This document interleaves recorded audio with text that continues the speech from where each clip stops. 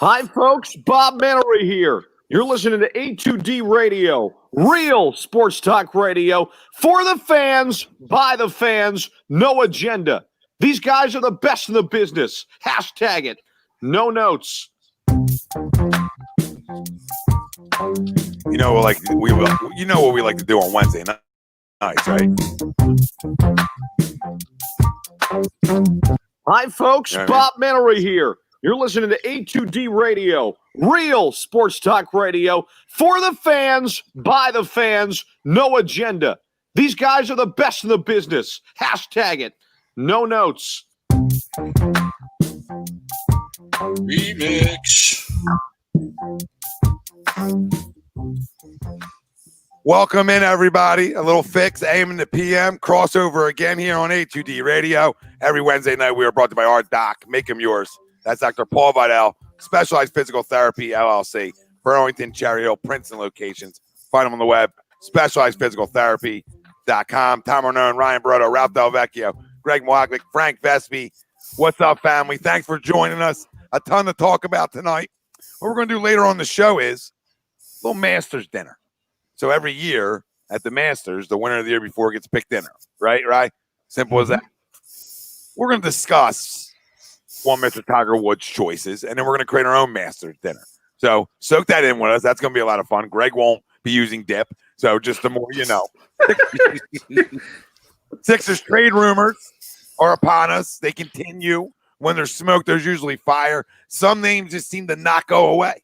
We're going to talk about them names that continuously pop up on our feeds, whatever social media platform we're on. Eagles health updates. Another trend of good times. Looks like getting a little bit better. We'll talk about it. But our main topic at hand is Eagles versus Giants. Like we do every Wednesday night. We preview the game. We give out our score predictions. We give our offense, defensive player of the game out. We dissect how we're going to win this game or lose this game. And before we get into the poll, I usually never ask guys if they agree or disagree. So when I go, you may know what the other side of the panel mindset is with this football game. But that doesn't matter. What we want you to do, put in your score prediction, your offense, defensive player of the game, chance to win $100 free A2D merch. You nail the score, offense, defensive player of the game, they become your tiebreaker. That's all. If somebody else has the same score, screenshot it, send it over, $100 free A2D merch. On us, baby. On us. Right? Isn't that a good time? We're givers. Our poll question brought to you by Ambuck Services. 20% off. Telling the boys from A2D sent you. Gutter guard, gutter installation. AmbuckServices.com's got you covered. 20% off. A2D Radio sent you. The Philadelphia Eagles will win comfortably over the Giants. Their poll question. If you agree or disagree, let us know. Facebook, YouTube, Twitter, Twitch. That's where we're live. Everywhere you get your podcast, we're there as well. Like, subscribe, follow, download.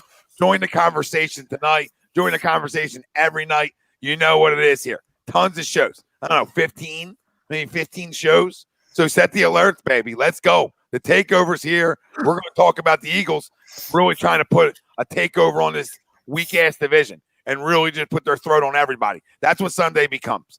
And before the show started, I wasn't sure how I felt about the poll. Like, comfortably, who are we? I mean, to be comfortable against anybody. When did we become the definition of comfortability? I don't remember it. Right? Right, guys? Do you guys remember? Absolutely. I mean, I think the only time I was comfortable game was last year against the Jets. It was the only comfortable game, and it felt like a long time. Depends what you define. It depends what you define as comfortable, right? Like what I'll tell you is, hold on, let me add this back in here. What I would tell you is that when I look at what's comfortable is just like a double-digit win, right? Because in today's NFL, like, I don't know, with us, like, we don't blow anybody out. So comfortable would be like, a double-digit win. That's a comfortable win. It's a game we feel like we were going to win the whole game, right? That's what comfortable means to me. It's a game I feel like I had control of the entire football game, right? Everybody agree with that? That's what comfortable means to me. So to this poll, nothing tells me that we should win comfortably, like dominate. Like we haven't done anything leading up to this point to be that kind of football team. But it's a bad football team too, right? It's a football team that doesn't score many points. They struggle offensively. It's similar to what kind of Cowboys team came in here too. All right, we should dominate them defensively. So when you dominate a team defensively, right, and you shut them down, that should equal comfortable win to me. That should equal comfortable win because that's what this defense should do on Sunday. It should be comfortable in terms of their offense getting up and down the field on you. That should be comfortable defensively, right? Agree? Okay? Yeah. Now can the offense put it together? Miles Sanders looks to be back, correct? Mm-hmm. Right? So yeah, he looks to be in. That's a huge get going into this football game, even if it is only 10 to 15 touches, right? Huge. So, listen, at the end of the day, I'm going to agree to it. The Philadelphia Eagles win comfortably over the Giants. Yeah. Yep, it's great. I agree. I don't want to tell you my score prediction. I don't want to tell you my score prediction, but I got a double digit win. Right? So when I got a double digit win, that's a comfortable win to me. Yeah. And this is the first week I think this offense actually is consistent. The Giants even similar to us in points per game, etc. I mean, they're tough. You know, there's nothing to crown on that side of the football. So what's missing from our football team? Some consistency on the offense side of the football, correct? Hey, coach. Can we agree on that? That didn't work out well. So I don't have to change that. I don't have to get the banner out. So whatever. What would I don't like the way that looks. Why does that look different now? That doesn't look the same, does it, guys? It doesn't look the same. Weird stuff going on here. Weird thing. That didn't look like it usually looked. It looked great. When we did it before, it looked great. Didn't it? Like lined up perfectly. Yeah, that one's a little. Yeah, that one's a little better. But hold on, we have to get this out of here for you, right? We can't leave you. We can't leave you there. You know, that's inappropriate. That's inappropriate. How are you? You good, right? You good? So listen, what's comfortable? Comfortable is a double-digit win for us. That's what comfortable would mean for me. And the way this football team's played this year, there's nothing to tell me they were going to beat anybody up. But what I will say this week, since I know this panel, I know the way you guys are going, all right, and somebody's got, it's agree, disagree radio, somebody's got to play the other side. This is the week Carson Wentz puts it together. This is the week we've been begging for. This is the consistent week. This is no turnover week, all right? This is put the haters to bed for at least a week, all right? Silence some people. This is what this week means to me, and this is what this week should mean to Carson Wentz, okay? Defensively, it'd be atrocious if this football team comes in and puts over 20 points up on the board against you. Anything else wouldn't be good enough. You understand? Nothing else would be good enough if this football team comes in and scores more than 20, right? I even want to say 17, but I'm not going to go 17, right? Make sense? Like I want to say 17, but it's the National Football League. If they come in and score more than 20, I got a problem. So what's the difference maker then? Defense shut it down. Now can our offense put it together? Miles Sanders back, maybe some chemistry in the bye week with some guys for Carson. All right. But if he doesn't turn the football over, we win this game comfortably. Let's go. Okay. I'm tired I just want to put a division to bed. I want to get back to 500 and at least say, you know what? The rest of our division stinks, but we're playing better football. Right? That's all we want. This would be a winning streak. Okay. Fam at home. This would be 3 in a row. Three in a row starts to. I don't care who you beat. 3 in a row makes everybody feel better. Correct? Yep. Everybody. We're gonna be woo. Even though we know we're not that good, we're gonna be like woo. And especially if we win the way I think we're gonna win. If we win by getting it done defensively and our offense being consistent through 4 quarters, where you're like, okay, and no turnovers out of my quarterback. Interception wise, can never talk about the fumbles. You know what I mean? But interception wise, no turnovers. Okay, so to the poll, the Philadelphia Eagles will win comfortably over the New York Giants. Agree or disagree? Let us know, fam. We're going to get to you guys in 1 second. You guys are flying in. We love it. I agree. I know where the freaking panel's going, but you guys let us know. Somebody to help debate these guys with me. Because if our quarterback comes to play, we're winning the game.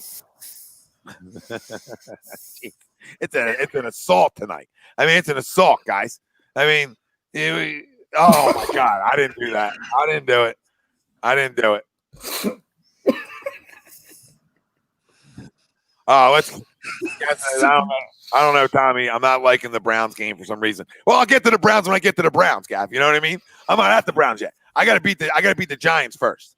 Right? I gotta beat the Giants first and win 3 in a row. Yeah. Giants, Cowboys, Giants. Let's go. Let's win 3 in a row and start feeling better about ourselves and have a little offensive explosion Sunday. Little explosion. Ralphie, agree or disagree? I already know. But yeah, we were talking pre-show. Obviously, I'm going to go with disagree. I mean, there is no comfortable game with this Philadelphia Eagles team for a while, and the opening was, I think, the only time we felt comfortable was against the Jets last year when we completely blew them out.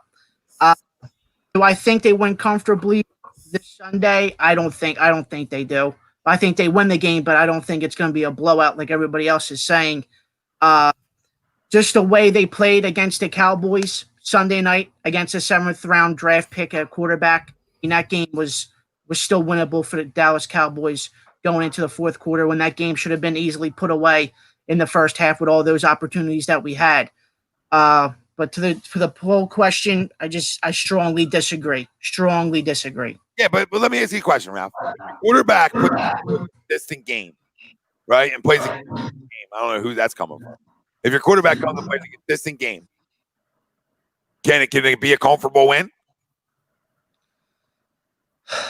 If I think it could be a comfortable win if both sides of the ball come and play. Because you've seen this whole entire year so far. 1 week the offense is clicking, then the defense falls apart, right? Then the defense is clicking 1 week, then the offensive falls apart that week as well. So we haven't gotten a whole 100% performance from both sides of the ball so far. Well, that's what I'm asking. Aren't we due for that performance? We are our offense, like especially we are, Tommy. But it's so hard to say everything that's going on with this year, from the injuries, from the bad playing calling, from the bad decisions from Carson, from the ups and downs. It's too hard to say we can walk into Sunday and win comfortably against the Giants. No. That's all true. Especially the first time we played them too.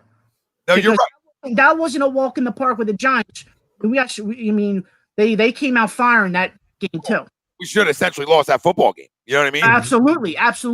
No, there's nothing, like I told you coming in, there's nothing that makes me think that besides everybody else thinking the other way. Makes me think that, okay, maybe this is the game we do put it together. We are due for a game. But at the points you were making, I absolutely agree. I agree. And I think we are due for a game like that, but it's just so hard for me to say that this Sunday is going to be the game that we can get it done. No, fair. I mean, the Giants are always close games, but you could put a dog down on Sunday. You understand? Like they're 2-7. They're 2-7. I know they're tough and etc. But like they're due for that beatdown too. They're due for a beatdown. They're absolutely due for a beatdown. This offense is due to light somebody up.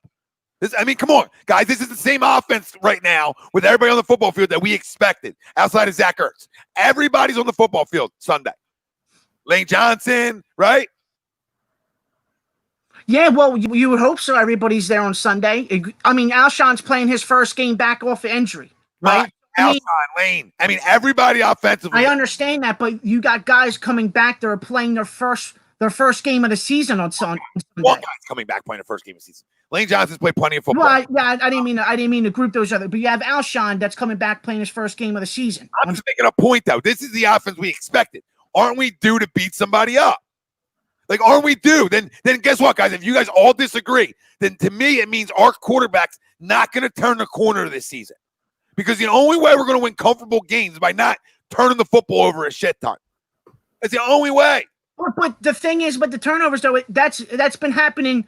That's been happening all year, though, Tommy. Well, that would be my reason to say when's it going to end, because the interceptions have never been a part of him like this. So maybe this. Well, we've been asking all year when is this going to end, and it seems like every Sunday he steps on the field, it still continues. Yo, kiss my ass. This is a hard argument. trying to go. It is. It is. You can go agree. You could. It's really hard. Really, really hard. Not easy for me to fight the battle tonight. It's an uphill climb. But I gotta do. But deep down, I do gotta believe my quarterback. At some point, my franchise guy, the guy everybody on this panel believes in, is gonna figure it out, and is gonna have his best game in a year. When? I mean, San Fran game good, but he's due for a lights out game. What up, Scott? BC, he's from BC, Canada. Good to have you. Good to See you, have Greg. you. Where's Greg going? No clue. All you gotta do is put it in his head things. So, you know what I mean? Mexico. Oh God! Now you break out the friggin' sombrero. Oh Here my it God. is. There's Greg. There she is. Oh Greg. man. Oh, you added. There goes that gag. That's ruined. So Ralphie, I get you. I just believe this quarterback's due for a lights out performance, and why not against a 2-7 football team? Yeah, I'm trying to paddle Robo Prism. You're right, baby. This is not easy. But defensively, it should be easy, right? Defensively, it should be easy. Yeah, but I'll go back on that point real quick before we move on. You're saying against a 2-7 football team, the offense should have been clicking 2 weeks ago against a 7th-round draft pick at quarterback, Tommy. That's when the offense should have gotten its groove. That's not the offense, though. That's the defense getting it done. It has nothing to do with the offense. I mean, one side of football doesn't have to do with the other. You know, that team is still banged up, though. That team is banged up without its franchise quarterback. I understand, but that defense is You way should better. at least beaten Dallas by 2 scores Sunday. I agree with you. That defense, though, Ralphie, is way better than the Giants' defense. I don't care. Oh, I agree with that. I agree. They're way more talented than the Giants' defense. Okay? The Giants' defense got Jabril Peppers, who I love, and is an impact player for him. And besides that, you know, they got Blake Martinez. I like Martinez. Okay, but they're not. They're tough. They're tough. That's all they are. Offensively, they stink. They stink. They flat out stink offensively. This defense should be shut down city this week. All right. And then all we're looking for that comfortable win should just rely on this offense saying, hey, we're finally going to put it together. When's that going to happen? They're due. They're due. I hope you're right. I hope you're right because I'm still waiting. I know. That's what I'm saying. We all crowned it before we came into the year. I mean, it was rainbows and blowjobs here.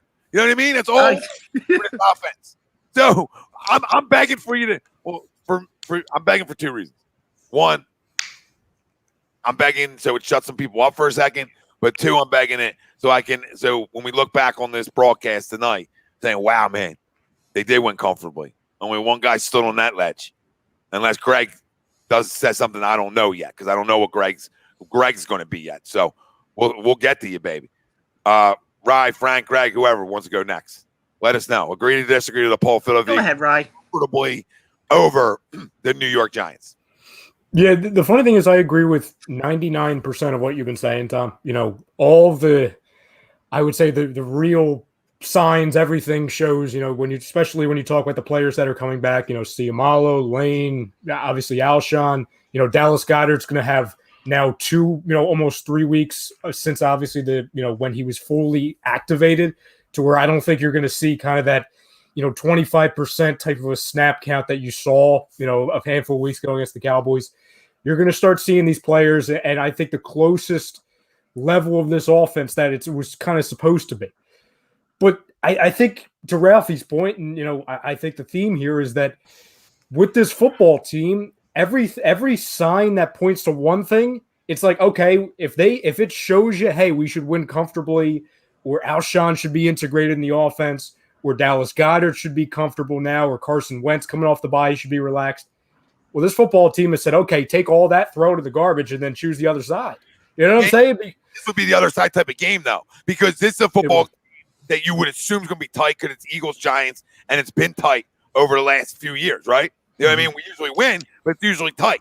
Like, we haven't blown them out for, I think, 2 years since we've blown them out? Blown them out? Yeah. Right? So this is actually the opposite of the Cowboys game. This is a game where you think, oh, this is going to be a tough one, but we can win it, right?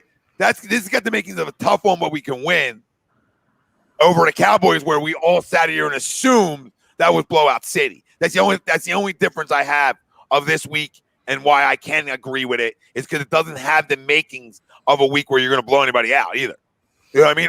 Or not blow them out, but win comfortably, like hypothetically 34-17. Not saying that's my prediction. I'm just saying hypothetically 34-17 would be comfortable.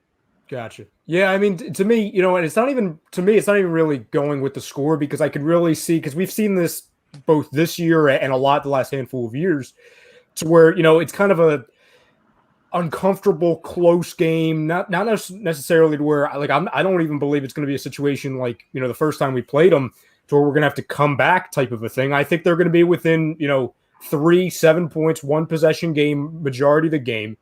And I think it's going to come down to maybe those final 5 minutes. Then, maybe Daniel Jones has a pick six, for example, or fumble recovery for a touchdown that we've kind of seen that kind of breaks a lot of the, the under over type, margins as far as before the game. I think it has a lot of makings of that, but I think we would agree to where injury wise, consistency wise or not. And I completely agree and understand when people say, and this is a big reason why I disagree with the poll, it's because the Giants have been playing some really solid football. I actually I believe it was somebody on ESPN. I think it was Scott Van Pelt. He said that the Giants are kind of like the Dolphins of last year, to where they're a scrappy team. You know what I'm saying? They're not winning a lot of games, but they're driving a lot of teams crazy. And there's no other reason other than this season makes no sense at all anyway. Okay. Look at you. And let's be real. If What's Eating Gilbert Grape is playing 2 weeks from ago, they beat us. Gilbert Grape. Yeah, they do. They beat us. Anything. Well, or guess what? Or maybe our defense was just that good that night. Like maybe that night we just were that good because we were fired up at Dallas and we were all over the football field. Because to be honest with you, we were all over the football field. No, I agreed. For that night. But that game was still close. Yeah, still a lot closer than it was. And not even Dak. You know what I mean? Like, of course, if Dak's in that game, they win. You know what I mean? Like, as the game played out as it was. Well, you know what I mean? You would assume that Dak would be able to score more points. Like we assumed we were going to roll the Cowboys. We sat here and DiNucci looked like a third string rookie quarterback from James Madison. Again, we expected a blowout that week. We got almost a loss. We almost got handed that big L. So this week I have no reason to think other than it's another divisional game. We're coming off a bye. That's kind of really the other side of it. We are getting healthier at a couple key spots, especially the offensive line, and we're coming off a bye. Yep. And what is Doug Pederson's record off a bye? He's got it hasn't been good recently, but I think it's only one. So he was 4-0, and then I think he lost last year, which kind of threw that off. Okay. So he's been good. But I don't think it was a good loss. You know what I mean? Like, I think if I remember correctly, last year out of the bye, because that's what we were touting, and then I think we got blown out or something. Yeah, it was a bad. I know we lost that, what they were calling the graveyard game 2 years ago against Dallas when we thought Dallas was collapsing. We had Golden Tate. It was coming off of the trade deadline bye week. So maybe is he 3-1? 4-1, 4-1, 3-1, 4-1. Well, he's been here 5 years, right? Yeah, so I think he's 4-1, I believe. What's up, Eagles fan? What's up, brother? Yeah, Greg, I'm right with you then. So me and you will be on this island tonight. But I agree because everything looks like it should be close. And I got a feeling that this offense puts it together Sunday. I just get that vibe. And this defense better put it together or we got a problem. I mean, this defense better play. Like I said, on anything over 20 is a disgrace. All right? What up, Todd? What up, Todd? Look, YouTube's back again. Here we are. We're back on YouTube again. It went out, somebody said. That's fun. Yeah. They go out for a little bit. Well, it does. We're live on Twitter, Twitch, and Facebook. So if you don't have YouTube or it goes out on you and you don't have it, come on over. So Frank, you're up, babe, and I already know where you stand. So my definition of comfortably is a little bit different than yours, Tom. I do agree that it is a double-digit lead, but it's probably a lot greater than that for me, where I define it as comfortably. With the poll, I disagree. While I do agree with a lot of your points, I disagree. It's going to be a close game. I do say we are going to win by double digits, but not like the double digits in my definition of comfortably. But knowing what this division has done this season, where everybody's been playing terrible, but the interdivision games have been so competitive. We got guys coming off the IR, we got guys coming back. We're coming off the bye. Gives Carson enough time to develop some chemistry amongst with some of the receivers. We saw what the defense can do against Dallas.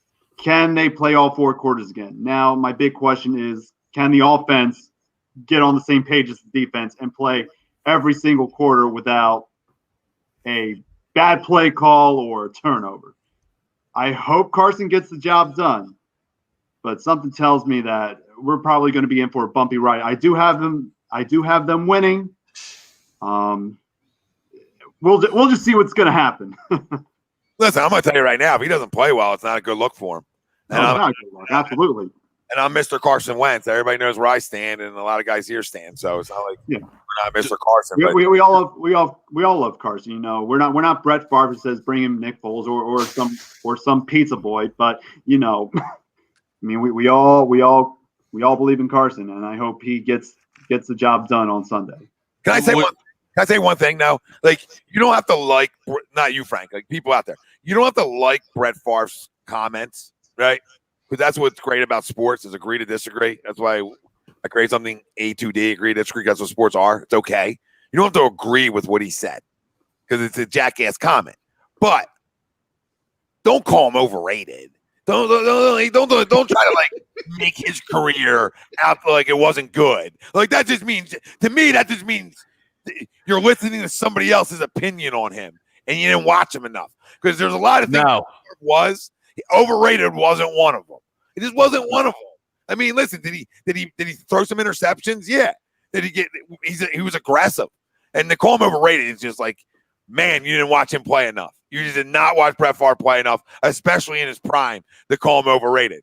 I think his comments are ludicrous. I think they're ridiculous. And I think he doesn't watch football. So all things tie into 2 things not watching football if you call Brett Favre overrated and his comments about Carson and Nick. Now, what I will say is Carson Wentz has to step the hell up. All right, and this has to be the weekend, and we'll get into our score predictions after the defensive player of the game now. Family out there, you let us know yours. All right, $100 free A2D merch to the winner. This has to be the week. This has to be the week that we've been waiting for. Because there's pressure. Even though we're winners of 2 in a row, right? You see that? So even though winning a game to us is still good, to the majority, it's still the same conversation. He needs to prove to everybody he is the franchise guy. And I don't care if it's the 2-7 Giants team. I think everybody out there would be super excited if this dude threw 3 TDs, no picks, 4 TDs, no picks. I think the whole fan base would be wound up and then would start believing, saying, well, maybe we can win a playoff game. I'm booking that right now.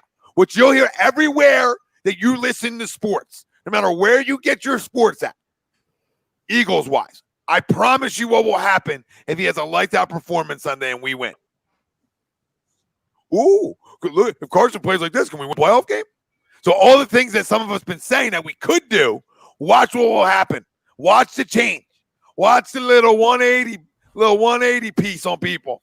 You know what I mean? A little 180, 360, swing back around to us. Enjoy yourself on the teacup where Chrome is. You know what I mean? Enjoy the teacup. This is the weekend where Carson Wentz is my offensive MVP. And this is my weekend where Carson Wentz is lights out. I'm talking 320 over 325 passing, 3 TDs, no picks, a 34-17 win. Comfortable. We won't call it blowout. It's going to be interesting to see how they come out of the bye week because this isn't a traditional bye week that that we've seen in the past. Obviously, just COVID alone, but we've also had to deal with COVID on the bye. So how much of that extra work or how much of that getting right with the guys actually took place because Omar Epps decided to start the week with the vid, and then coach. Hopefully it was Jim Schwartz, got the vid in the back half of the week, and who knows how much of that bye week was actually used to, get right. So again, kind of goes into play with kind of where Tommy and I are in none of this makes sense. None of this feels like a blowout, which kind of leads to a blowout. No, and that's sort of where I'm at. And when you talk about 34-17, 3 TDs, probably no picks, and we get some probably one from Miles or Boston Scott. Hopefully not too much of the extra. I want to see Miles Sanders. I want Miles Sanders on the football field. You know what I mean?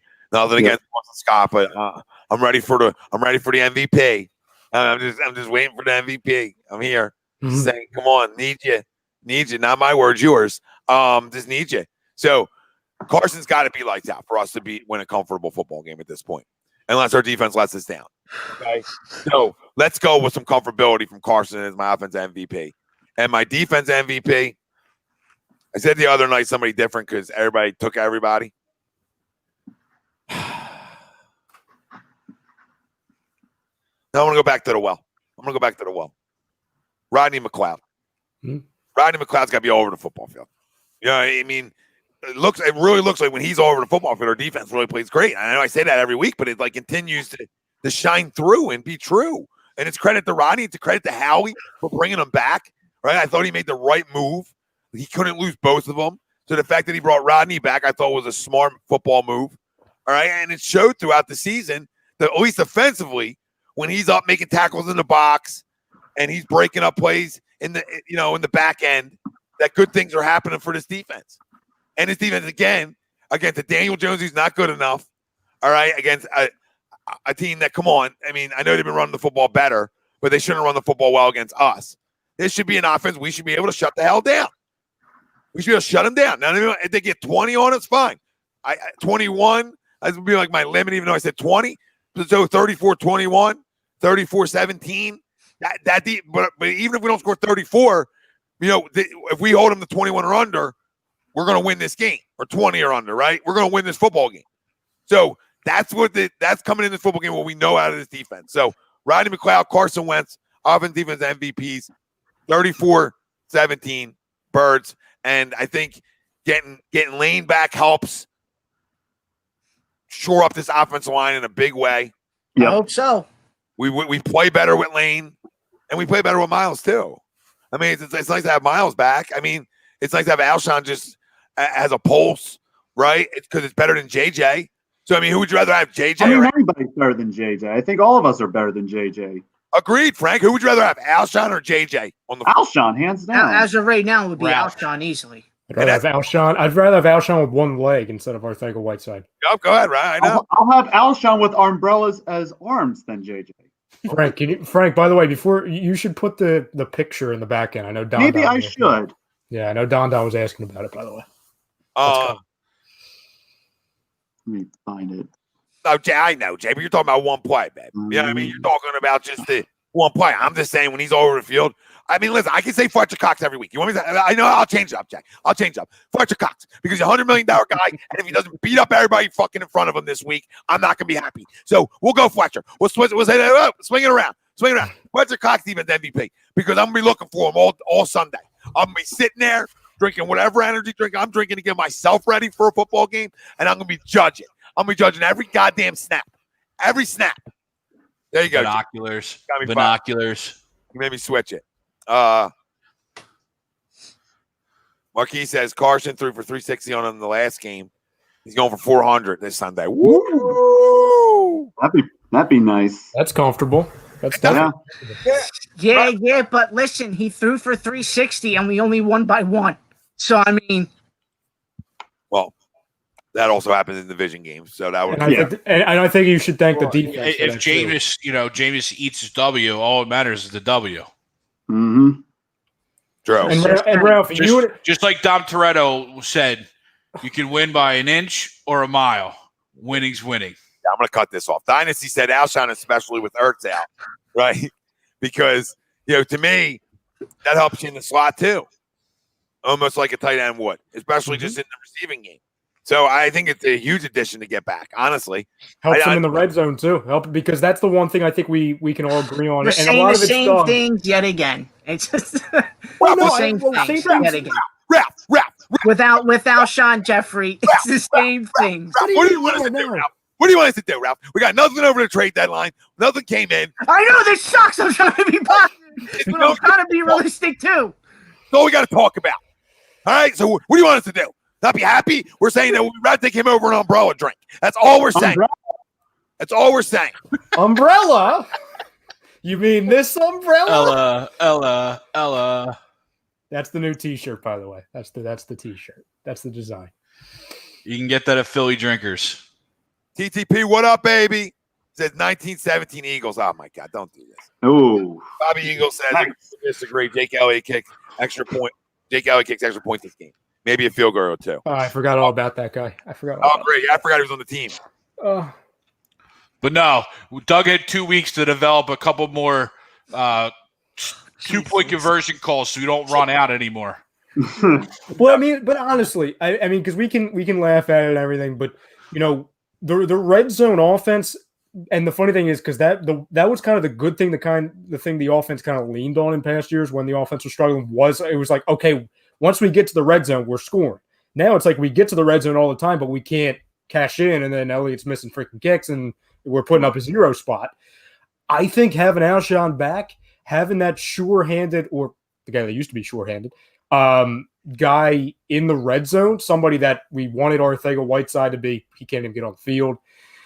We needed Ertz to be, he's not available. Dallas Goedert's been hurt. Having a guy like Alshon, I mean, he feasted in the red zone, when he's been fully healthy or even been on the football field. So I think having him back, even if it's in a limited role this week, I think it's good for the game plan aspect of it. And Greg, I swear to God, if he keeps doing the 2-point conversions, I'm gonna have a freaking heart attack on the air. Right. Let me ask you this too. Like, what and you were saying this. Something that we've been really good at through Carson Wentz's career here, even when Nick played, and through Doug, is really good in the red zone. I mean, the one thing you could always hold your hat on for this offense is when they got down and they got right. I mean, it's something they've always done. So I look at having Alshon back as a red zone target. I look about just having some more big bodies down there and having your running back should help you in the red zone dramatically and drastically, right? Should automatically help you in the red zone. This is going to be the week where they got to get it together and they got to figure it out. And I think it's the week they do. Listen, they won. They're winners of 2 in a row, but I mean, figure it out in terms of just that dominant performance on both sides of the football. Prism says 21-9 Eagle. Daniel Jones falls down on his own accord 3 times. Hopefully he's sacked 5 times. Yeah. Mike Ryan says, I say 28-14. Still a comfortable win. John Lynch, what's up, boys? What up, John? 28-17 Eagles. So it looks like everybody's got a dub. Some are on mine and Greg's side, and some are on your guys' side where they have closer games. You know what I mean? But it looks like everybody has a win. So I want to know what you guys have. 34-17 me. That's where I'm going. So who wants to go next? I'll go. All right, hold on, Frank. Jam, babe. All right. So for my score of the game, I got us winning 27-13. My offensive player of the game goes to. Hold on. No. Yeah, you set yourself up you for went this. Disagree? You set yourself up for this, Frank. I'm sorry. I thought this was higher than that. It's higher than that. 27-13 is comfortable, unless you have something really late happening. It's going to be some later stuff. Okay, better be later stuff. It's going to be some later stuff. Is that what you tell tell her? Like after dark stuff? After dark? It's going to be a little later stuff? Later stuff? All right, you better be right. No, I'm just kidding. Okay, so okay, because me and Greg got to go. Woo here. Where are you going? So you're getting late scores. I'm going to see a late score. At probably one late score at the end of the game. For me, my offensive player of the game is going to be welcome back, Miles Sanders. I think he comes back off the IR with a touchdown, maybe 2. I don't know. I think Miles is going to have a game against a very tough Giants defense. Hopefully, with Lane being back, I think he's going to find the right holes and get us something going. And my defensive player of the game, I'm going to go back with him again. I'm going to go with Brandon Graham because it worked the last time, so I'm going to do it again. Brandon Graham has another game, and maybe have one of those late scores. Yeah, that's what I got. And go Birds. Jackass. Greg, enlighten us on how the comfortability of this game comes into play. So, look at the backdrop. Yeah, like that. Look at this. Look Look at this handsome fellow over my head. Look at my handsome fellow over my head. I feel like every other sibling's back there but you. I'm right over my head. Oh, look at you. Oh, is that to kill? Is that to kill a mockingbird back there? It could be. Very well, babe. Yeah. No, I've aged terribly. I've aged terribly. Go ahead. How do we? So, yeah, none of this makes sense, like I said. So, I do know, though, I have Eagles 6, Giants 2 in the block pool this week. Oh, Christ. So, I'm going to go 36-22 Eagles. My offensive player of the game is going to be John Hightower. Damn it.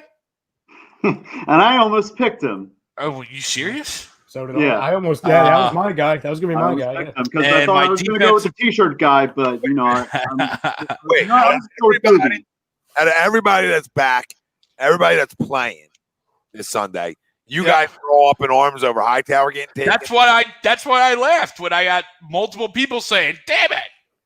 Listen, I have him as my breakout player for the second half of the year. I can't go against that. It goes back to the Friday show. I can't contradict myself.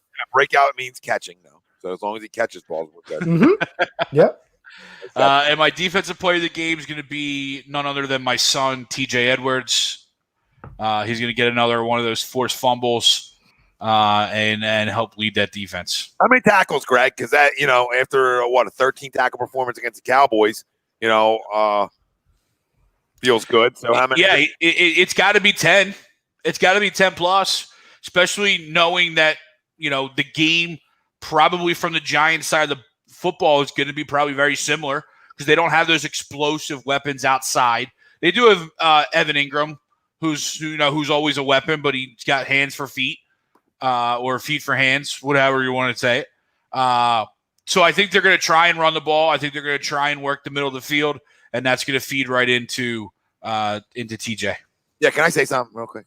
Yeah. I want to talk TTP for a second. All right. That's when me and T, we're going to have a little convo. All right. Just don't tell him that James Harden stinks. Our offense has been dog shit, right? It has. Getting Lane back, getting Miles back, getting whatever Alshon we get back should make us drastically better. So if there's a week where we should show some signs of that, wouldn't it be this week? Come on. Just TTP, let it just buy in to something good happening. Maybe, you know what? Everybody else, stay negative, guys, that we don't win comfortably, because then we will have that comfortable win. You know how we are as a fan base. If we all agree on shit, it's a problem. It's going the opposite way. As soon as we all are in the kumbaya, we're getting blown out. Like we're all like, oh, we're gonna roll the Giants. We get beat by 21. Like that's how that would happen. So that's what TTP. I digress. I digress on that one. All right. As long as you got us winning, I don't care. I don't care about being right about the poll. I just want to win a game. I want my quarterback to play a consistent football game and be lights out and show us all that he's a franchise guy that we believe, whether we believe he is. Ralph, go. Nice light, Ralph. It's another week of Eagles football. Yeah, dude, I know. Thank God, right? We got some lights. We got some lights down here. I'm looking pretty good as always. But, early on the show, I disagree. Go ahead, Rye. Say what you got to say. I'll say a lot. You got to say a lot. Back. Like, is that a deck? It looks like there's something like wrapped up in plastic over your right hand side of your screen. Right, what, over here? Yeah, look, no, other one. Yep, looks like something. Yeah, it holds clothes. It's one of those, like, zippable closets. You know what I'm talking about? You put your jackets in and stuff like that. You got a great eye, though. I knew it was something a little different. Yeah, great eye. Something a little different. Great eye. There could be storage. Okay, go ahead. Sorry, there could be story. Hey guys, you want to see a dead body? He Oh was my behind God. the house, Hey, guys. background. But no, well, last time we played the Giants, we were one Evan Ingram catch away from losing the game. If he doesn't drop that, we probably lose that game. Thanks for reminding But me. we won 22-21. The offense played like dog shit that game. It's been like that for the whole entire year. But I still think this is going to be a close game. I got Eagles winning 20-14. Offensive player of the game for me is going to be Dallas Goedert. Defensive player of the game for me is going to be Darius Slay. 20 points. 20 points. 20 points. That's it. 20-14. You really don't. What makes you think we're going to go out and score 35 with this offense, Tommy? 36, I have. Okay, sorry. 36, Greg had. 34, and probably only like 31. Honestly, I get excited. I get a little too excited. But I'll tell you, what makes me think that, Ralph, is because they're due. They have guys back. They better be consistent, or then it's trash city on Monday, right? And it's trash city. I totally agree, but I mean the way this offense has been playing. But the way this offense has been playing, Ray Lewis thinks you can get 30 points out of this team. This isn't the Ray Lewis Ravens. You know what I mean? This isn't the 85 Bears. You know, this defense is giving up points. They're not lights out defensively. They're giving up 25 points a game. So why can't you know what I mean? Why can't we drop a 31 on them, a 34 on them? Like, we're due to drop something. We're due to drop it. We're due to drop. We've been saying that all year, Tommy. We've been due to drop 30 points. It hasn't happened yet. I know. So that means we're still due. Oh my God. You guys are making Alshon Jeffrey to come out to be, he's going to be great. He's going to be healthy all for the rest of the year. He's never. No. All we need Alshon to do Jack Dookie. All we need him to be is better be a than decoy. Whiteside. That's all we need him to be. That's Ralph, it. I don't say anything, Ralph. Just have a pulse, right? Like, have a pulse. I do have a pulse for this football team. This offense, it cannot put up 30 points. If they put up 30 points this week against the Giants, I'll skip a show. I'll skip next Wednesday. No, you got to do. You're going to skip the draft show? Yeah, I can't skip a basketball show. Yeah, so you're going to do something else. Do something else. Shave the beard. No, I can't do that. It's getting wintertime. It's going to get cold. Ralph, I'll bet you $10 that the Eagles score more than 30. Okay, deal. Done. And if the Eagles don't, you gotta buy me the new Xbox. What part of $10 did you get? Shut up, Greg. No Xbox. Rye, Ralph needs to borrow $10. Rye. They're lighting on fire anyway, Ralph. You don't even want them right now. I love it. No, we got a deal though. All right, I'll take that deal. $10. I think that's 10 McDoubles. I think. Yeah, 10 McDoubles. Hey, we get to the food segment later, Ralph. We get to the food segment later. Ralph, I just think it's a week that they can put it together. I think. No, I totally understand that. But I got to harp on Miles and Lane coming back. I got to harp on two of my better offensive players coming back and making us better. We know we've gotten out of Fulgham. We know we've gotten out of, Hightower to a point. We know we can get out of Jalen to a point right now. We sort of know. We know we can get out of Dallas, right? But having them two guys back just makes our offense better. We always talk about like getting deeper. Now, does Carson try to do too much again because he's got a lot of guys back? I hope not. I hope he can self-evaluate. Yeah. And that's what I hope. I hope that doesn't happen. What Mike Ryan said. I hope that does not happen. Or he takes some snaps away from Fulgham because he's been lighting it up. Or Ralph. Or if we say he does a lot, he tries to do a lot, but a lot of stuff's open. Right? Like where they do get 34 because a lot of stuff's open. They do hit on like two big plays. Like that's what I feel like can happen. Like I feel like they can hit on two big explosive plays to really break this game open. And like, well, dude, we're nobody. Well, this football team, I know everybody says they're tough. I say they're tough, but they're 2-7. You can put a dog down now for good. Like you can just put a dog down. So if you can get up early, you should be able to put this dog down. Bill says, Tommy, easy money off 20 by the half. Ralphie's taking the under. I see them just them clicking and us being like, where was this all year? And that's going to be the talks of sports radio, and the other talks are going to be like, oh, Our offense plays like this, we can win a playoff game. Carson plays like this, Jesus we win a playoff Christ.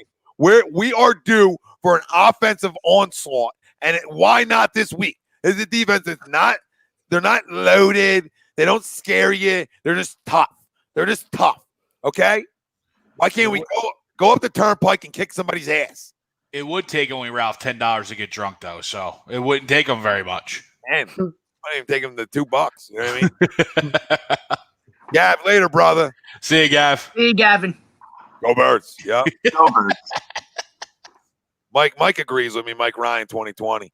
You know, I'm with you on Tom on this one, guys. So he's with me and Greg that, you know, maybe we have that. Maybe we hit Jalen Reagor for a 50-yard bomb for a touchdown. Maybe he hit somebody. Maybe Miles takes one, 40 to the house, 50 to the house. Maybe we have like 3 huge explosive offensive plays that there's 21 right there, right? Carson should be in the huddle and be like, the play call for Jalen Reagor going deep is like, go gadget wide receiver. And then he just streaks down. And that's the play call. Yeah. Right. You didn't go yet, right? Nope. Well, Go ahead, Rye. What's that? Hold on, Ralphie. I want to get to someone people will agree with you. Anthony says, I agree with Ralphie. Eagles won't score more than 30 because the Giants D is pretty good. And I can see Wentz fucking up and getting hit a lot.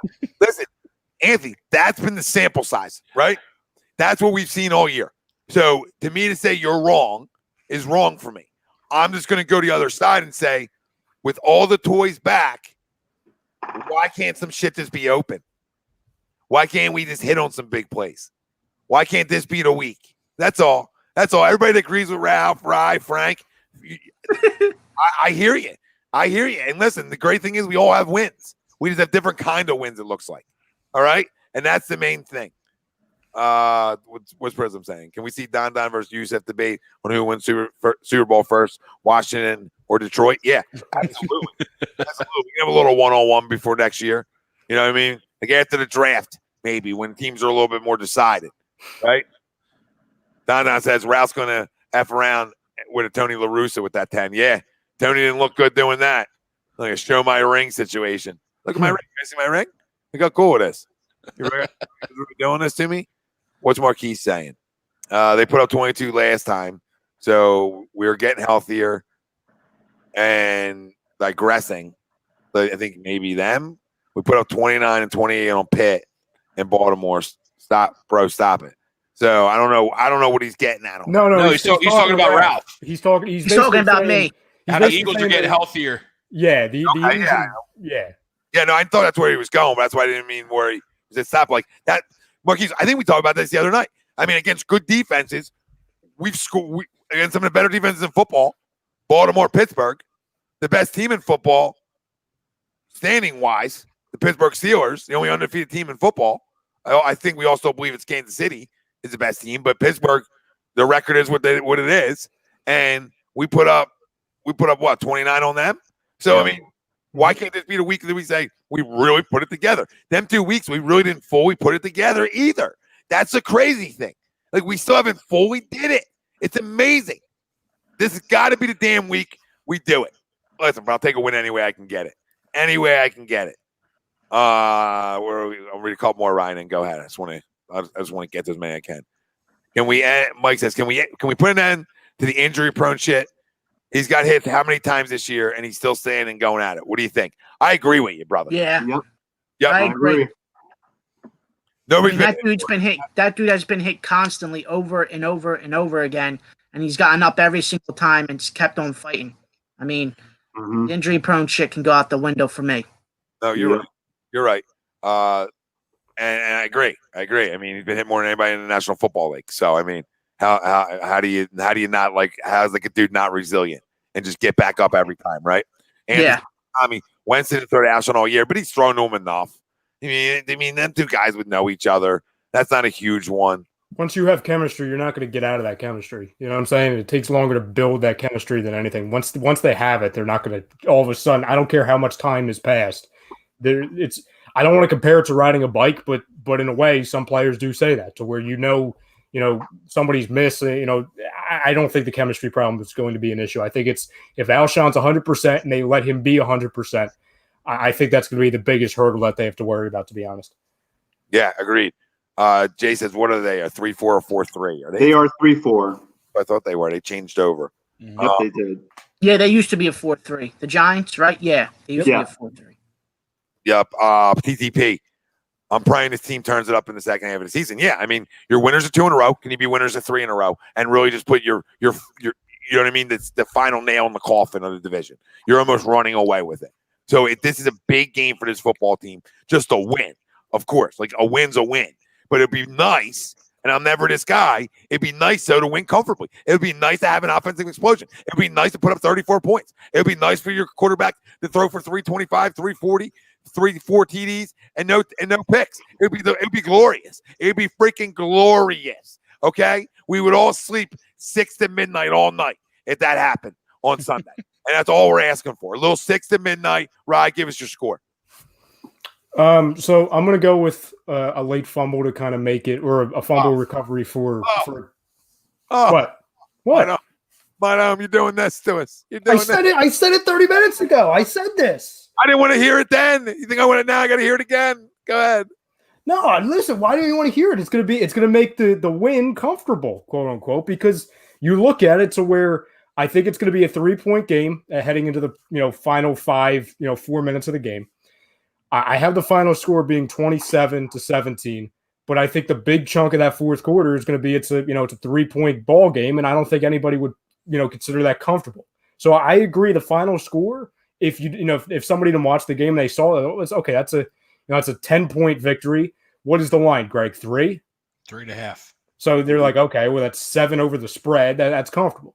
But when you kind of break it down, I think it's going to be a close ball game to where the Giants are just going to hang around. And I think it's just going to be coming down to, can this offense, or mainly the coaching staff, when you talk about Doug Pederson, can he get over the stubbornness?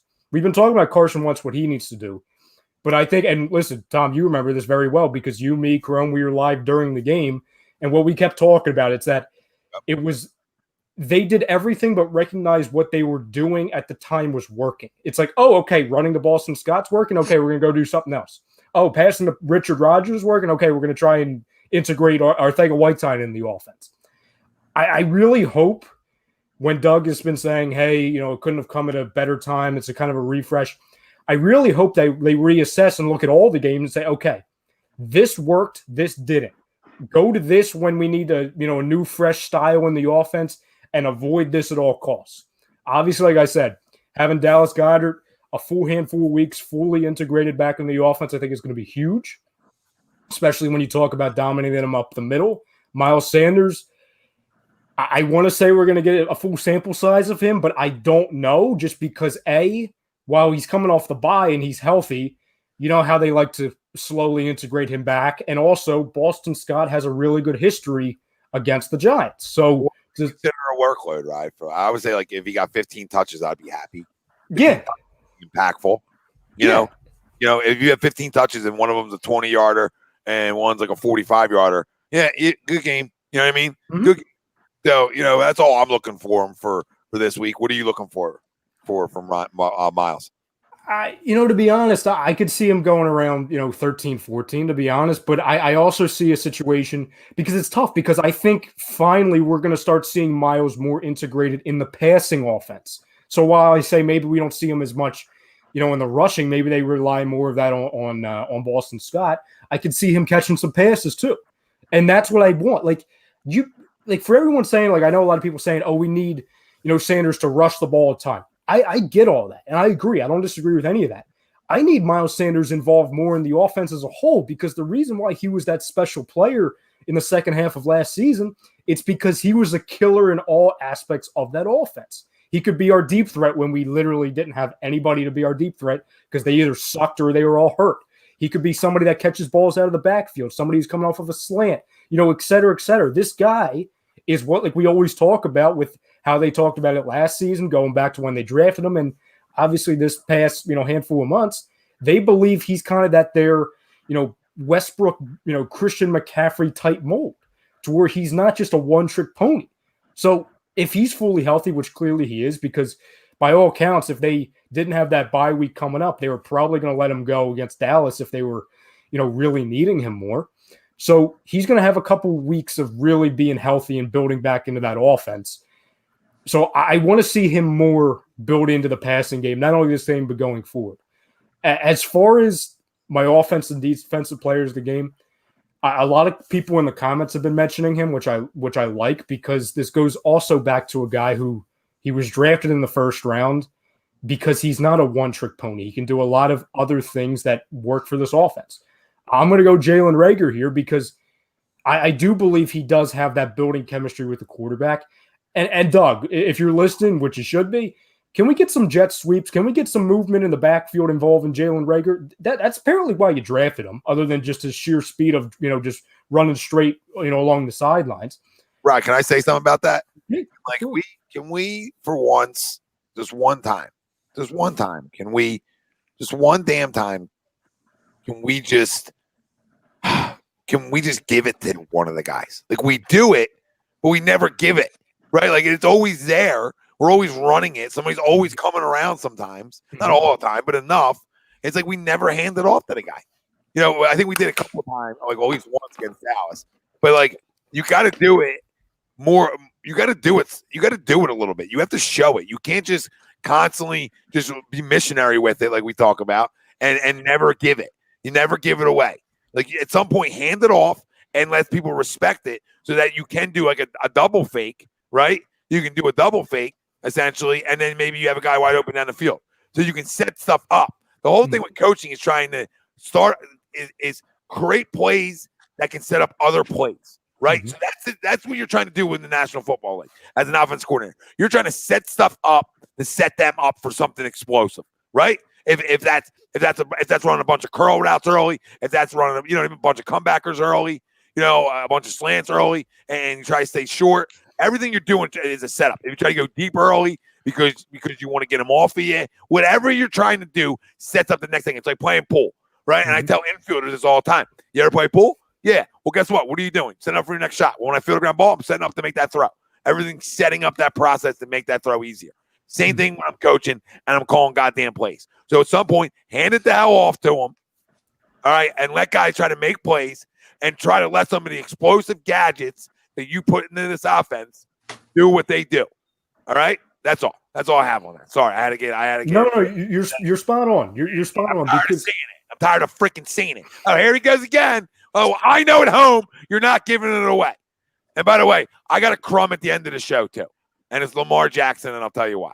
Ooh, I like that. And Tom, you're spot on because we talked about it. We heard the Howie Rosemans, the Doug Pedersons, all of them. Even the players say, "Hey, we're going to get more." The reason why we wanted speed is not just speed down the sideline as far as deep passing, but speed, as far as in the backfield and different. Thanks, movements. Nicky. Thanks, Nicky. You look at all that and you see. Okay, and Tom, you're spot on because instead of them handing off to somebody who can develop and add a different layer to your offense, you're substituting that for something that's extremely predictable. So I really don't understand it. Maybe I can buy into it to where, Reagor's been banged up and Miles is banged up. But, I mean, you have a bunch of speed guys, so I can only dive into they've been hurt so many times before I start saying, okay, what the hell are we doing right now? But I really hope that we see that going forward, especially in entering this game off of the bye where they can really reassess and have a lot of guys healthy. On my defensive side of the ball, we talked a lot about him last Wednesday and especially last Friday when we talked about pros and cons and guys that we really expect to step up in the second half. There's a guy that we mentioned that's going to be coming up on a contract. Big year, and we talked about, hey, do we really believe that he's the type of guy that we should have drafted in that spot, and B, the guy that we're going to give that money to next year and going forward?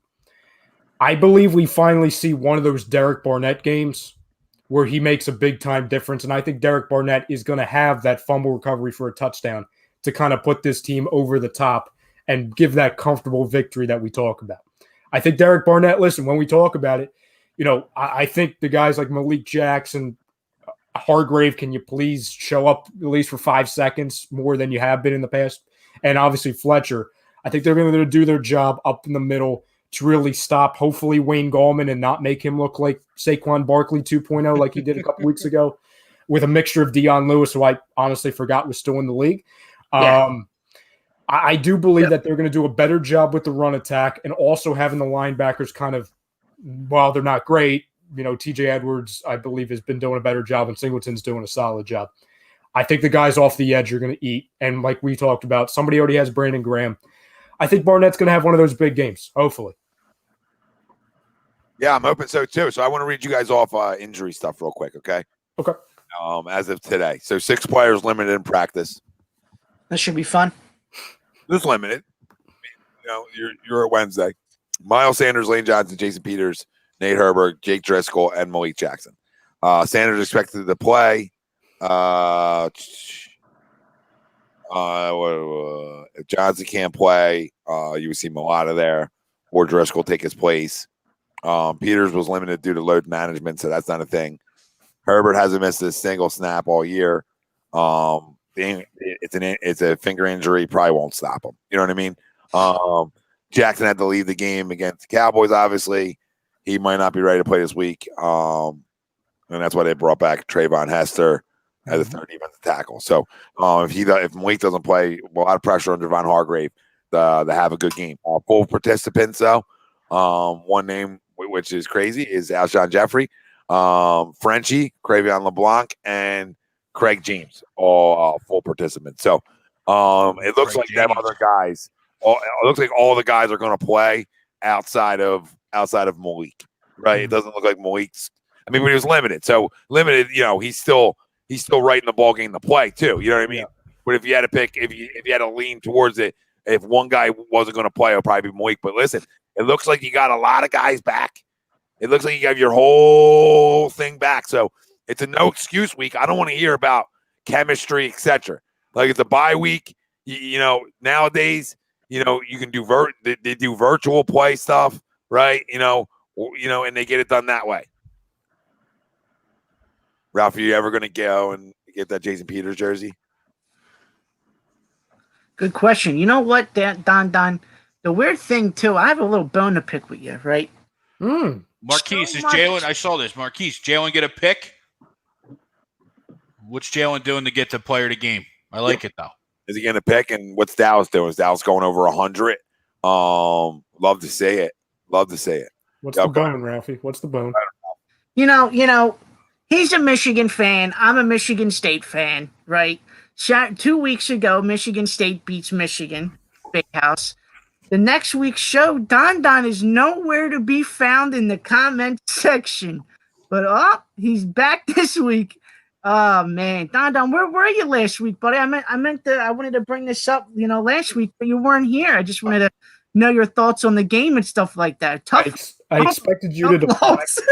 I expected you to deflect. That was a weak deflect, though. I mean, there's a lot of other ways you could have gone. He's probably ironing Harbaugh's khakis. That's tough. I want to ask you guys a quick question. Okay, hey, go ahead. So thanks, Ralph. So out of the limited peeps, Miles, Lane, right, and we'll just say Miles, Lane, and Alshon, right? Well, I mean, I think it's pretty obvious, but which one of the guys coming back needs to have the biggest impact moving forward this season for us to sort of be that complete football team? And you know what? I'll say it's got to be Alshon, and I'll tell you why. You want to hear why? Because I believe Miles and Lane on the football field, we know what they are, right? Okay? And hold on, I'll go to this breaking news by Samuel in a second. But Miles and Lane, we know what they are, right, guys? Right? So out of all them guys like coming back, Alshon would have to be the guy who steps up the most the rest of the year because we know what the other guys are. So if he can step in JJ's spot and be productive, and even if it's like 4 catches a game, guys, 3 catches a game, right, and just be semi-productive, it's a win for us offensively, right? Right? It's a win because we're getting nothing out of that spot. So it's a win. The double-digit win for us. Samuel Weber, huge shout-out for the Thunder jersey. Yep. Hold on, Sam. Hold on. Let's get it. Hey, Frank. Hold on. Let's get her out of here for a second. There it is. There it is. Is there anybody on the back, Frank? Frank is very sad. Nobody on the back. It was given to me as a pal of mine. But yeah, was not thrilled. Even though I haven't been to a Thunder game in years, it's really infuriating that the Yankees would do that on the 11th hour, especially going to a very affluent area like Bridgewater, home of the very dreaded Atlantic League team, the Somerset Patriots. As I was a former Camden River Sharks employee, I learned how to not like the Somerset Patriots. So I really hope somebody goes back into Waterfront Stadium, bring back minor league baseball into Trenton. Frank, I was at So what happened? I'm sorry, I missed this news. I got to ask questions. Because I'm lost right now. I don't know what's going on. Minor league baseball has been going this major shift. They've been like dropping some of the short season league teams. They got rid of the New York Penn League, and there was something going around that the Yankees were still going to keep their minor league agreement with the Trenton Thunder, and then out of nowhere, which Trenton Thunder employees found out on social media, that the Yankees were going to change affiliations or change their associations. Oh, an Xbox manual. Yeah. So a lot of people are not happy with the Trenton Thunder news. That makes sense. I got you. Yeah, Sorry. Makes sense. So with that, I have to take off. I bid adieu. And also on Veterans Day, thank you to the vets, and go Birds. Go Birds. Frank, we love you, brother. See you, Frank. See you, Frank. I was at Thunder Stadium not too long ago. Yeah, you were. Yep. It was a good time. Maybe that's why they allowed kids to play on it, because they knew they weren't playing pro on there anymore. Makes sense. Sums that up, huh? That's clear as day. Thanks for that one. So which one, Frank, before you leave, which one of them players needs to step up the most? Alshon, hands down. I agree with what you said regarding Alshon. What's not upset about? Hurry up. He's telling you. I explained what happened. Probably his story. Probably his story. You want my whole life story? So No. Marquise, do you guys think Alshon or Folgo can play the slot? I think Alshon can play the slot. Yep, I agree. So you think so? At the age he is, you think he can play slot? You hate him, don't you? Man, oh man, you got a lot of high hopes for Alshon Jeffrey right now. Okay, Frank, can I ask you know what? But I gotta give it to Tommy. You just called him Frank. He's gotta be the positive guy. Well, why can't he be Ralphie? Why can't he play the other outside position? I just don't think right now Alshon can play the slot. I just think he's. Why can't Jalen play the slot and Alshon play the other outside? No. The question was, can they play the slot? The question is, I'm just switching the question up and saying, why can't Alshon just play the other outside? And then both. No, Alshon can play the other outside, but for a slot receiver, I want my slot receiver to be a little fast. You know what I mean? So why don't we put our gadget there? I agree. I'm asking with that. Talking.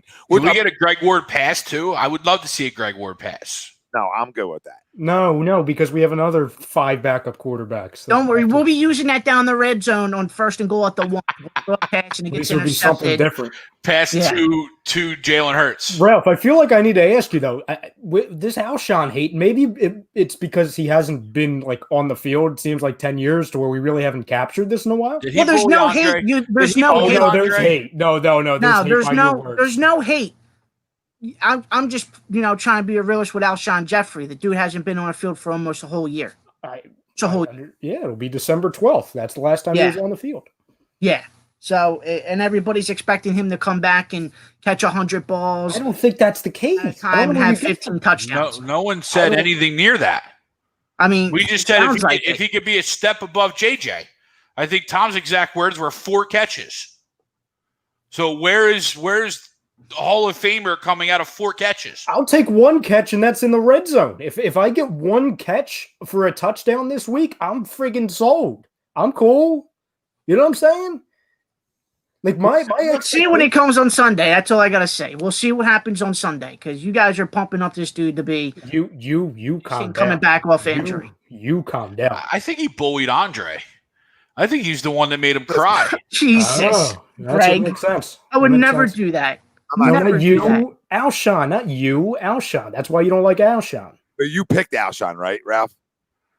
As a guy that needs. Yeah, because I agree with all the points that you made too. We already know what Miles is. We already know what Lane Johnson is, and it's obviously the first time since December. Alshon from last year. Alshon's going to be on the step on the field. So hopefully, he could do something on Sunday. But high hopes, man. It ain't really high with Alshon Jeffrey right now. We got a Giants fan in here. We got an invasion.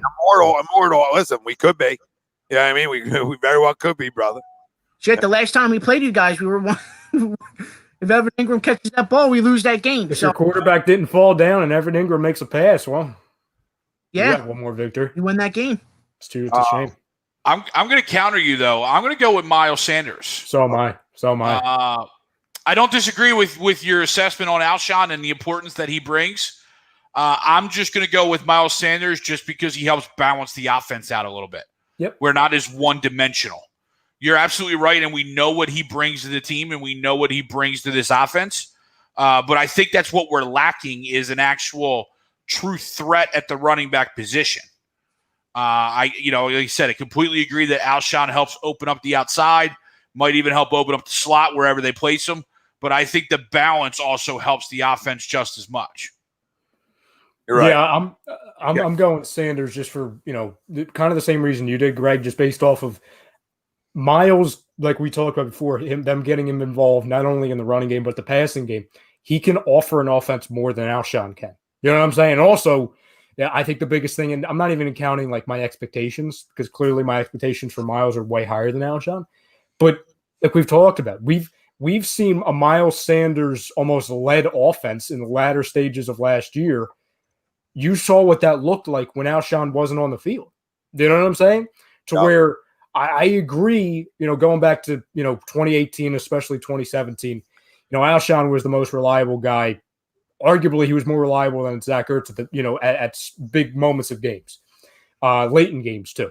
But I really think when Miles Sanders is going 100 miles an hour, full contact, full health, and like we talked about, I believe, and Ralphie, if you don't mind, or somebody wants to pull it up because I want to get this correct. I think there's only 2 running backs that are averaging more yards per carry in the NFL, and I think one of them's Derrick Henry, the other one's Dalvin Cook. Listen, right? Lights out, right? You know what I mean? Yeah. So I truly believe that when I want to, I got to say when. I want to say if because we haven't really seen it in a consistent balance so far. But I'm going Miles here because Lane's important, clearly, but I think the combination of Mailata and Driscoll, while it might sound crazy, I believe we can get by with that as long as the rest of the line is intact. Okay. And I do believe Alshon's, fully – I mean, he's big, obviously, going back to what he's done in the past. But I just think when you have Miles Sanders here, I just think it's just that whole nother level. Yeah, Miles Sanders is number 3 behind. Cook's 1, Henry's 2. Thank you, sir. And that's big. Cook's all right. Yeah. He's had a lot of big, he's had a lot of big runs, which isn't a knock. I mean, I'll take it the way we can get it, right? I mean, I'm not here to be critical on how guys get yards. I mean, if you're explosive and you take stuff, you're taking stuff for 50, go right ahead. You know what I mean? Mm-hmm. That helps anyway. If you're getting 4 yards every time you touch the football, that works too. So either way, can we just get some consistency with it? You know what I mean? And I think I speak for all of us. Yep. Say that. Can we just have some consistency? Like Doug's been known in the second half of years to really do a good job of starting to run the football and trusting his running game. So can he get back to that a little bit? You know what I mean? Mm-hmm. No, Lord, you're right. I mean, he really has been on the field. But when he has been on the field, he's been productive. That's the funny thing about it. Mm-hmm. Like, if you go look at his numbers against teams, like when he's actually on the field, he's been productive for us. So, we're asking. And Marquise is spot on. Marquise is spot on, too. Alshon catches balls with 0 separation. He's right what the doctor ordered. He's exactly what the doctor ordered for Wentz. Him and Fulgham going to free up Rager and Hightower. Yeah, and you know what it also frees up for? The tight ends. Frees up for the running game.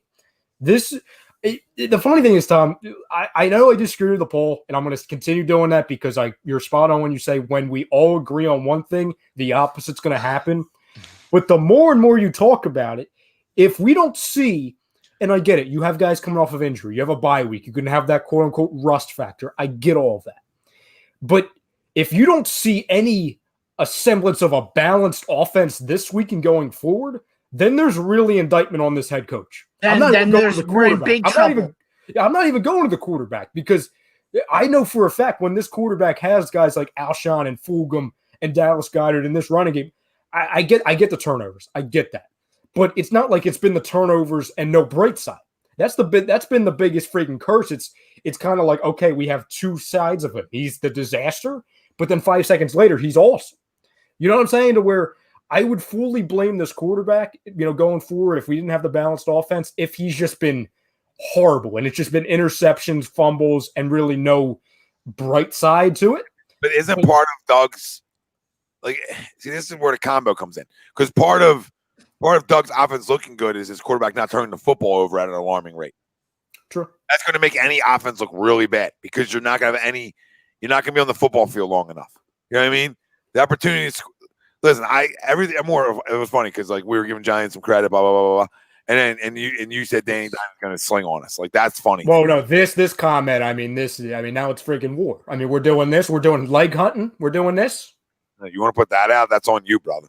You know what I mean? If that's the way you watch football, good for you. We're not out here wishing injuries on anybody. So, the game we've grown as fans to not have to do that. So, but good for you. Over under blocks downfield for J Jaw. Probably a solid 3. No, hopefully he's not on the field. But Mike, why shouldn't Boston Scott lose snaps either though? Because somebody's got to lose snaps. So we're talking about a guy who said, I'm gonna be MVP of the year, of the league. So when you guys took him as a guy who needs to step up, to me, or a guy, he should already be there. Shouldn't have to step up. He should just have to step back on the football field again, coming off an injury, and just be the guy he is. He shouldn't have to step up at all. You told me you're going to be MVP, so go be the MVP. That's why I'm going to take somebody that can really help us, including them guys, and a guy that we sort of need because of everything that Marquis said too, is the separation talk. When you can trust guys, when you trust in Fulgham, and you trust Ertz when he comes back, but you trust Dallas, you trust Alshon, you trust Jalen. Now you're starting to trust guys. You trust Greg. Right? When you trust guys out there, guess what happens? Not you. I knew you were going to say that. Trustworthy. Guess what happens, though? Your offense starts to become consistent. Right? You get rid of the football faster. All them things you're going to see more of, and the offense is going to look better if these guys all stay on the football field together. Okay? If these guys stay on the football field together, this offense could be explosive. It could be. It should be. Should be. A lot of damn talent on the offense. A lot of damn talent, especially when one says he's the MVP. One could have been the MVP before. So, that's a lot of MVPs. So, who wants to do it? Who wants to step the hell up? Family, tell us out there out of them 3. And we're gonna move on. And we're gonna do some Sixers trade rumors because that's now another hot topic. And I don't even want to read you guys some of the trades that are going on, but we'll get to it in a second. Which one of them 3 guys that are coming back, Lane, Alshon, and Miles, needs to step up for us to sort of get to where we want to get to, which is what? We're in a playoff game right now. Sort of like what our expectation could be at the highest. So which one of them 3? Let us know. Also, don't forget, score prediction, offense, defensive player of the game. Chance to win $100 free A2D merch, courtesy of Philly Drinkers, phillydrinkers.com. All right. The best in the business. So check them out. I thought I had them up here. No, I don't. Listen, I hate to say it because I don't enjoy it at all. But when there's smoke, guess what usually comes with it, guys? Fire. And some of these deals are really concerning. because a lot of them, I love this time of year. I really do. a lot of them, Just a suit and tie on. They get in their office and everybody becomes the GM. But in reality, they're playing 2K. Oh man. So here's I'm gonna leave the one I like for later. Okay. Yeah. So you could have Harden. Oh, where Greg's going. Hold on, let me make sure I read this tweet fully right here. Hold on. The Rockets get Horford and Simmons. What happens? I don't know what that just happened. That doesn't make sense. Take your time. I want to get it right, guys. I want to get it right. So, Yeah. wow, that'd be a lot. So the Rockets would get Richardson, Simmons, Matisse, and a 2020 second-round pick, and the Sixers would get just James Harden plus one player, $41.3 million cap impact. So I don't know what the hell that does. You know what I mean? So the Sixers are giving up Horford and Thibault and a second-round pick just for one guy in James Harden. Yep, giving up the whole team, Ralph. Jesus. I don't like that one. So how If about you're Houston, how do you say no? Yeah, no. So here's your other one. The Sixers get James Harden plus the same plus player. I think they get like $41.3 million in cap things, and then they get cap impact $16.8 million plus. So then it opens up cap space for the Sixers. Okay, so they would get Harden, a ton of cap space plus one player. I don't know what that player would be, but then Timberwolves would get Simmons, right? And then the Rockets would leave out in rebuild mode. They would leave out with Horford, 2020 first rounder, number 6 overall, 2020 first round, number 1 overall. So you know what I mean? So they're leaving, and then the Hawks come in there and they get Culver and a 2020 first rounder from Brooklyn somehow. So we end up with, just correct me if I'm wrong, we end up with Harden, a player from just like a bench player from the Rockets, and then we still have Jay Rich, Tobias, and Embiid. Yeah, but no bet. I mean, the team doesn't know where they're at. He's at right now. You know what I mean? Yeah, I know, right? Don't get me started. I'm just saying. I don't want to trade for anybody who's 31 for Ben. That's my hiccup. Now there's the one. All right, there was only one that we could say maybe on, and that was the last one. Okay, none of the rest make sense. They're ridiculous. They're absurd. I should never even read them off to you. Okay, and so here we go. So you can go Russ to the Thunder. CP back to the Thunder. Back. Russ back to the Thunder. CP, Al Horford, Jay Rich to the Rockets. Harden to Philly. So the Rockets are getting Horford, CP3, and Jay Rich. So then what was the point? What was the point of trading Russ and Chris Paul? Chris Paul. There was no point in doing that because they're bringing it back. Wait, they just redid that trade. So Jay Rich is going to the Rockets? And Al Horford and Chris Paul. Yeah. So you're telling me in one deal, I get Harden, I keep Simmons and Embiid, and then I get rid of Jay Rich and Horford? Yep. Exactly right. We talked about the other night. If you can get me, if you can put the bias in the deal, right? And that one was out even doing with the bias because you're talking about a lot of money with Horford and Jay Rich. You know what I mean? Combined, the money's matching. Make sense? So you could do them. You could get the bias in that deal to make it work and picks, right? You have ways to make it work without putting Ben Simmons in the deal. I think it would be an absolute disgrace if Daryl Morey comes in here and his first handprint on his organization is trading a 24-year-old Ben Simmons. Okay? I think that's not creative at all. That's not creativity. Creativity comes with figuring out a way to use assets and what you do have to get a deal done if you really do want James Harden without giving up Ben Simmons and Joel Embiid. I will sit here and say it again. I'm not a big James Harden guy, but if I can get James Harden without giving up Ben and Joe, I'm all in, okay? Because I will take that big three. I will take that big three, and I believe that big three can work. I think that helps Joel Embiid out so much. James Harden would help him out so much, just stretching the floor for him. And you can say whatever you want. People still have to defend James. They still have to defend him, Greg, if you don't like him or not. Still got to defend the guy. So regardless, this makes us 100 times better of a basketball team. So correct me if I'm wrong. In this deal, Tobias is still here, correct?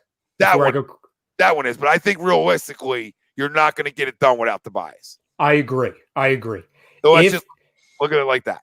Okay. No, because I was going to – so realistically, I won't even go down that road because you're right. I don't even think the Rockets, who look like they are blowing it all up and they're really going for the future, hence why they went and they got the younger coach, I don't think they're dumb enough to do that to where they're not even going to take Tobias Harris from us. But what I was going to say was, in the 1% chance that happens, it's not just a big three, Tom. If you had Simmons, Embiid, Harden, it's a big four, because I understand Tobias Harris isn't the max player that we paid him. I'm not trying to say he is. If you kept Tobias, yeah, if you kept Tobias, right? Yeah, if you kept he's eating it all up, because it's Tobias with the coach that made him what we wanted Tobias to be, and two, Tobias would become our fourth option. Right. Giannis is running out of the Eastern Conference with that and the Nets. You know what I mean? God. You can't run out quicker. You know what I mean? With that and the Nets, because that's the best team in the East.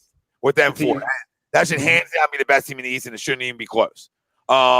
Here's another one for Sixers combination: Al Horford and some extra assets. Mike Scott, Zaire Smith, and a draft pick or two. As a hypothetical, might get the job done. Okay, so you could get the job done for that. Was for Chris Paul. Okay, so I would do that for Chris Paul. I would, yeah. In a heartbeat. So let's switch it away from Harden for a second, okay? But I do, yeah, real quick. Yeah. One more thing. When there's tons of fire. It's been talked about too much. So for guys like Greg who really don't like him, I'm like here on him, right? Dude, there's been reports out for the past 2 hours now that multiple players in the Rockets are starting to toot their own horn and one out.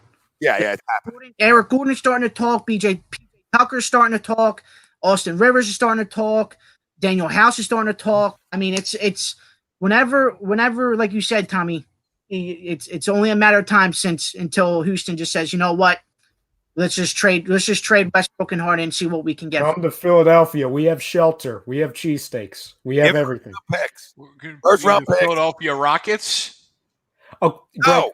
Greg. If I can get James Harden without giving up any of them three guys, Tobias, Ben, and Joe, you're not doing it? You give me headaches. Wow. You give me headaches. So hold on. So you're not taking a team of James? I don't want James Harden at all. Wait, hold on. We know that. You're not taking a team of James Harden, Ben Simmons, or Joel Embiid? No. Add that, Ralph. Add that. The thing we talked about. That's insane, Greg. If Tobias Harris, Ben Simmons, James Harden, and Joel Embiid are on the court together, you say no? Yes. Greg, I so badly. Oh my goodness. Greg, you know what? Can I tell you something? Two things. First, the fact that you don't want Harden and you hate Harden tells me we're definitely going to get James Harden now. Yep. All right, but I want to ask you what you don't want. Okay, what you don't want, and I'm just going to rattle you off from. We'll just say 2014. Okay, go for it. You don't want 27 points a game, 44% field goal shooter, 7 assists a game. You don't want that guy? Nope. Almost 2 steals a game. How about the next year? 29, 43%, 7.5 assists, same thing, almost 2 steals a game. Then we're talking about 29 points a game. All right, 11 assists a game, almost 2 steals again. Then we're talking 30 points a game, 44 field goal percentage, right? 8.5 assists, same things. Then we're talking about 36 a game. Right? Then we're talking about 34 a game. Now that became volume, but guess what? His field goal percentage stayed at 44. It's exactly where it was. 7.5 assists a game, 7.5 assists a game, 2 steals a game, and almost a block a game. All right, and about 6 rebounds a game. All right, and about 6 rebounds a game. Okay, so I mean that you don't want that as your second option, third option. Dude, you have three of them. You have Doesn't say three of he'd them be on your your first team. option. You have Does all it- three of them on your team. You're sniffing 60 wins. To be honest, does it matter who the true number one option is if you have that? It But doesn't. that's it. But that's him. It doesn't matter, Greg, because at the Sure, end of the okay. day, It doesn't matter, but it's not. He's not coming here to be a second or third option. Not at $41 million. are you Doesn't in his matter. head? You're all options. You're trying to win a championship, so Exactly. you're all options, right? What were you going to say before we move on to the Chris Paul and some hypotheticals for Chris Paul? No, Tom, you beat me to it. I was literally just going to ask the same thing. I was going to say, even Greg, would you take that deal with the big four? But we just found out our answer, so I got nothing. Right, I can see if you didn't want to do it for Tobias, right? Like I can. Yes, that's fine. Yes, completely agree. A logical argument, which I don't know how anybody could, but if you did, but hypothetically you did, you made a good argument for keeping the bias over him. I'll say, okay, good argument, but to keep the bias and still get Harden, oh my God, and I got that big four. You could literally load manage Joel Embiid. You could literally load manage him. You understand? You could get by. Orlando Magic League Pass. I'm serious. You can load manage him and play.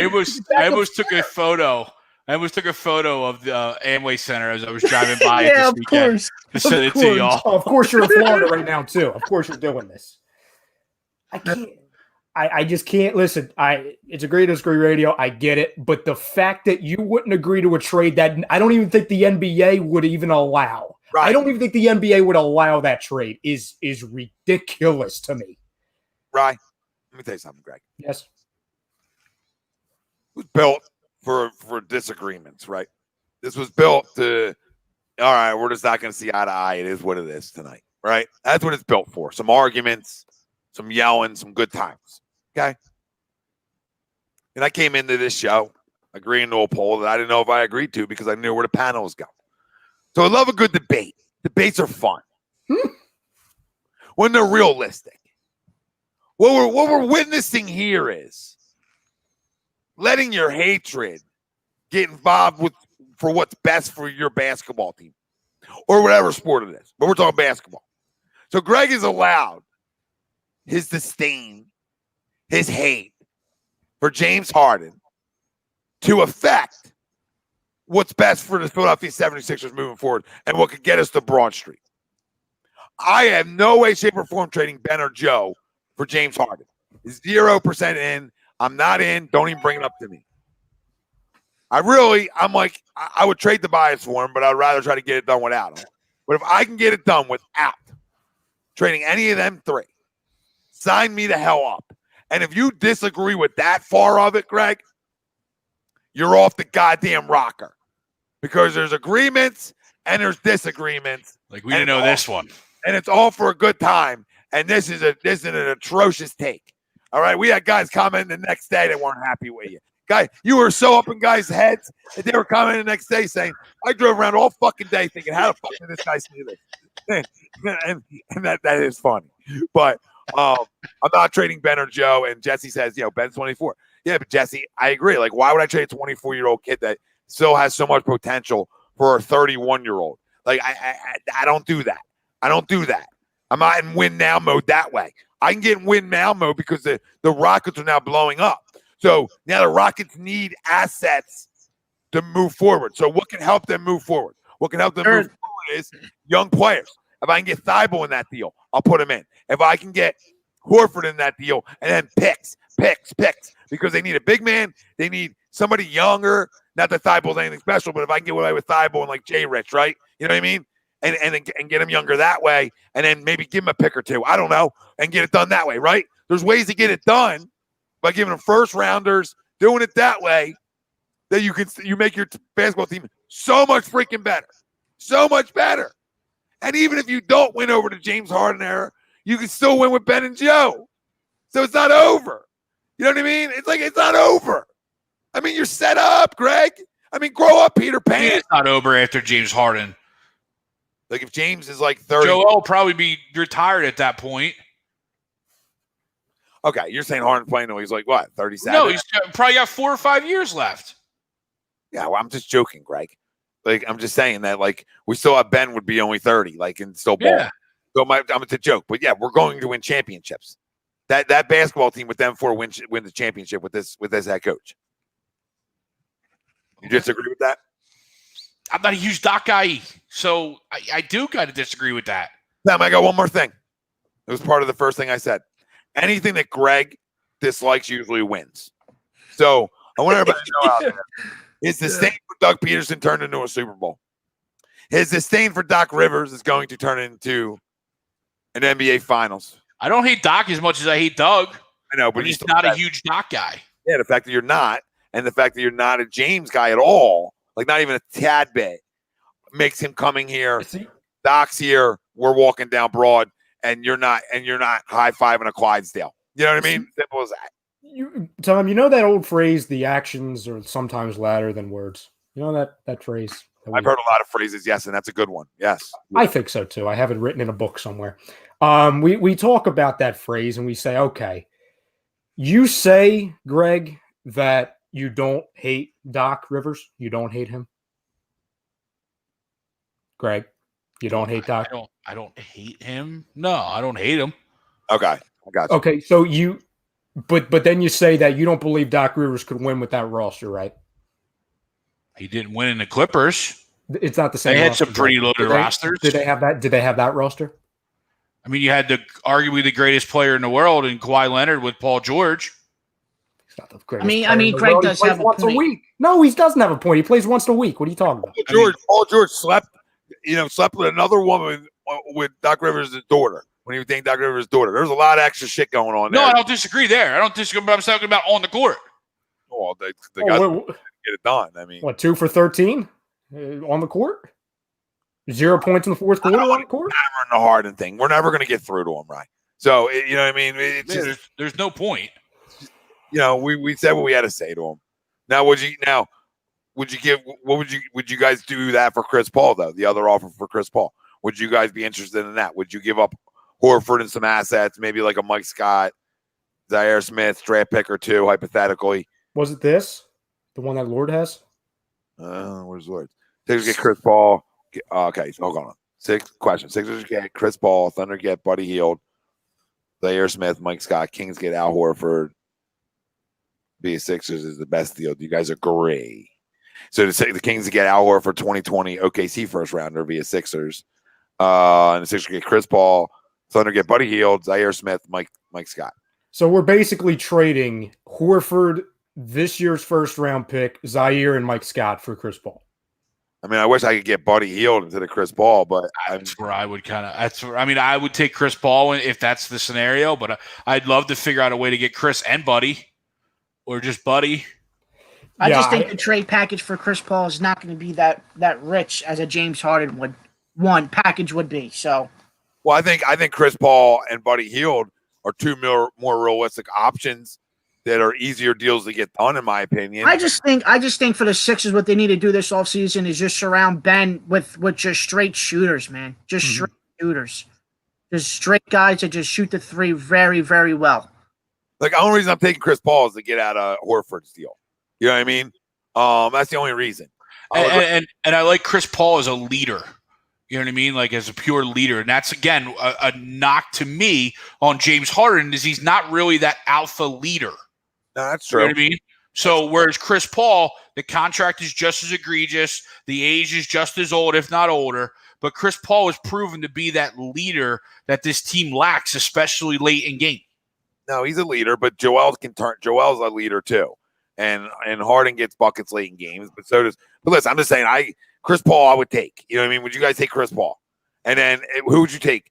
Who would you rather have, Buddy Hield or Chris Paul? That's the next question. I think Buddy Hield.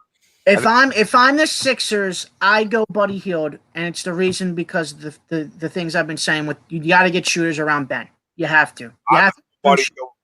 Yeah, I agree, Ralphie. I'm just going Buddy Hield because of the age, right? Yeah, I'm going Buddy Hield just based off of the age, the fit, and I believe Chris Paul, we might run into the same problems that we had with Jimmy Butler.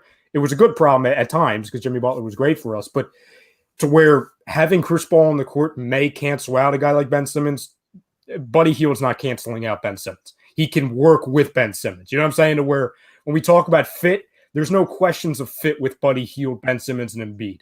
There might be some levels of kind of discomfort and maybe lack of comfortability in the offense. Even though I do believe Doc can make it work, I think the fit and the easier option, I think the cheaper option is Buddy Hield. I think you can get both of them too. Like, I think if you really wanted to, you could get both of them. So, I think there's ways you can do it. I mean, with Horford, Richardson, Thibault, picks, right? Zaire, Mike Scott, there's enough things out there that you could put together because they're looking to move, right? They're looking to move. They're in the business of moving. So there's things out there that you could do to get both of them. You know what I mean? With all them players named and picks in some fashion, right? You get if I'm the Sixers, I'm done with picks. You can have as many picks as you want. I'm done with them. Let's go win a championship. Let's go to the playoffs. Let's get farther than the second round. I mean, Chris Paul and Buddy Hield make us way deeper than we were. Whew. I mean, way deeper than we were. And Chris Paul doesn't even have to play a full 72 either. Like, we're still really good. Like, some other things we probably have to do, but we're still a really good basketball team. Now, to be where we want to be, right, as good as we want to be, he has to be healthy during the playoffs, right? And, that's what it comes down to because he's 35. So, I mean, playoff time, he's got to be healthy. But I like that deal. I mean, overall, though, I think overall, out of all the names we mentioned, though, and what I'm going to say is, I think if I had to pick one way or the other, instead of getting Paul and Buddy, what's Buddy? How old's Buddy, guys? 24? No, he's older than that. He's older than that. He came out in the same year. He came in the league when he was like 23, 24. Oh, he was an older guy. That's true. Yeah. Okay. So maybe he's one of those 4-year guys at Oklahoma. Because he came out the same year as Ben's draft. It was Correct. the same draft class. Maybe 27. 27. Ooh. I mean, it's still, I say ooh, like it's freaking old. It's not. No, I would, I was going to say, do I take Harden? Would I rather have Harden or have them two? Right? And I keep thinking in my head, which ones would I rather have? And I think the more I think about it, I'd rather have them two because Hield's 27, Tobias is 28, and that means I'll always have two shooters around them guys. You know what I mean? Like we say whatever we want, but I have two younger shooters that are going to be around them for a minute. You know what I mean? So I've got guys that can shoot, and then I got Chris Paul for maybe 2 years. So I'd be like a 2-year window with Chris Paul, right, where I can win with him. So I like it. And you also got to think if you're the Sixers, right? Your window's still open, just a tad with how the East is. But you got to look at Milwaukee, right? They might lose Giannis, so they might be saying, you know what? If we lose Giannis this year, let's just see what we can get in the trade market and free agency this year. Let's go all in. And then you have Brooklyn coming back with Kyrie and KD. Then you have the Raptors doing their thing as always. And then you have obviously Miami who just made the finals this year, and you also have Boston that's still there. So you also got to look at different teams in your conference, and that obviously the Eastern Conference has always been a top every conference. So you got to look at those teams and think, man, if Milwaukee's really going to lose Giannis after this year, they might just be all in and just say, you know what, whatever you want for Chris Paul, or how can we get James Harden with Giannis? You know what I mean? Go for a superstar and make a run for the title. I'm going to give you guys a couple options because real quick. I almost might take Harden over them too. Hield and Chris Paul? Yeah, because I think I got a 4-year window to win with him. Mm-hmm. Yeah, I got a 4-year window of him playing, him being able to score 30 a game. You know what I mean? He's always healthy too. Always healthy. Always playing. So I mean, I'd rather go Harden. So I'm flipping over there. That's if I can keep the bias too, because then I feel really good for the next 4 years, like about what I have surrounding my guys. So go ahead, Rye. Sorry. No, you're good. I think, well, first off, and this name was mentioned, earlier, but if there's a way, fit-wise, it's not the flashiest move, it's not a big name, but fit-wise, if there's a way to pull off a trade to get, and it's a 2 players from the same team, a Buddy Hield and Nemanja Bjelica here, and I know everyone's going to say, oh, well, Bjelica was here, he was like the Frank Gore. We got him for 5 seconds, then he went away. Well, if you trade for him, he's here. I think fit-wise, if you can get those 2 here, and maybe you send like a Jay Rich or a Horford, because I know the money's kind of interesting, so you're going to add some more players, but even if you're trading Horford, Jay Rich, Scott and Zaire, that is a really sneaky move to where you're not giving up a ton of assets, and I think both teams would kind of do it, because you're giving Sacramento a bunch of volume, a bunch of picks, or a bunch of different players. And then here you're getting two guys back to where they're not the flashiest players, but they fit exactly what you're trying to do. And the thing with Sacramento, too, in this offseason, is they have a new front office. So we all know how it works in sports. When the new front office comes and it's not their guys, most of the time, those guys that are originally there that aren't their guys, they're moving. And the coach, because somebody was saying, Buddy Hield, I think Marquise said, oh, well, Buddy Hield was benched for Bielitsa. It's because the coach and him can't stand each other. The former Lakers coach. You should know that, Ralphie. You know what I'm saying? There's something there to where they just don't get along at all. I think I remember I was reading, during the season that the coach wanted Buddy Hield to play a certain style that Luke Walton. Yeah, Luke Walton. He was trying to make Buddy Hield play a style that like Buddy Hield doesn't play, and it was hurting Buddy Hield's game to where it was a mess over there. To where I don't really put that much value into that. I just look at that to where okay, it's a bad relationship between a player and a coach. Yeah, but Buddy's gotten better every year. This year he had a down year. He didn't shoot the basketball as well.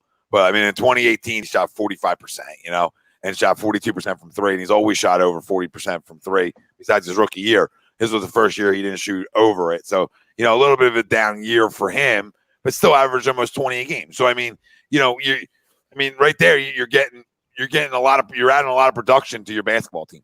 You know what I mean? With them two guys, you're adding shooters. You add them guys who can stretch the floor, and you're surrounding them with shooters. And Ben and Joe, our best runs were when they were surrounded with shooters. And now you have young shooters around them, even if it's just Buddy Hield. Chris Paul doesn't need to be an elite shooter. You know what I mean? But I'd rather just have Buddy Hield and, like Rye said, whatever that fucking name is. But I'd rather have I'd rather have them two. I just know he can shoot. But I'd rather have them two than Chris Paul because I have less issues. I know M heavies like Harden and Ben can't play together. Yeah, they can. That's easy because Ben wants to get rid of the basketball, and Harden wants the basketball. So to me, that's easier. Paul and Simmons is harder because Paul's. You know what I mean? That's a harder match because Paul can't run off the ball, so that's harder. That's a great point. That's a great point, Marquise. That's a great point. We're going to the line all the way to the finals, baby. Like LeBron and AD did. We're going to the line all the way to the finals. I have two other names for you too. Kind of names that are floating out there as far as trades. Yeah, hit the us. One's been mentioned with the Sixers a little bit. The other one, not at all, but I think it's interesting given how we've been rumored to be kind of in talks with OKC. I'll start with that guy first. What do you think of a guy like Dennis Schroeder? I'm in. And what's kind of I know I'm kind of hitting with you, this kind of out of nowhere. So fam at home, I think would have the advantage because they could, look it up and everything.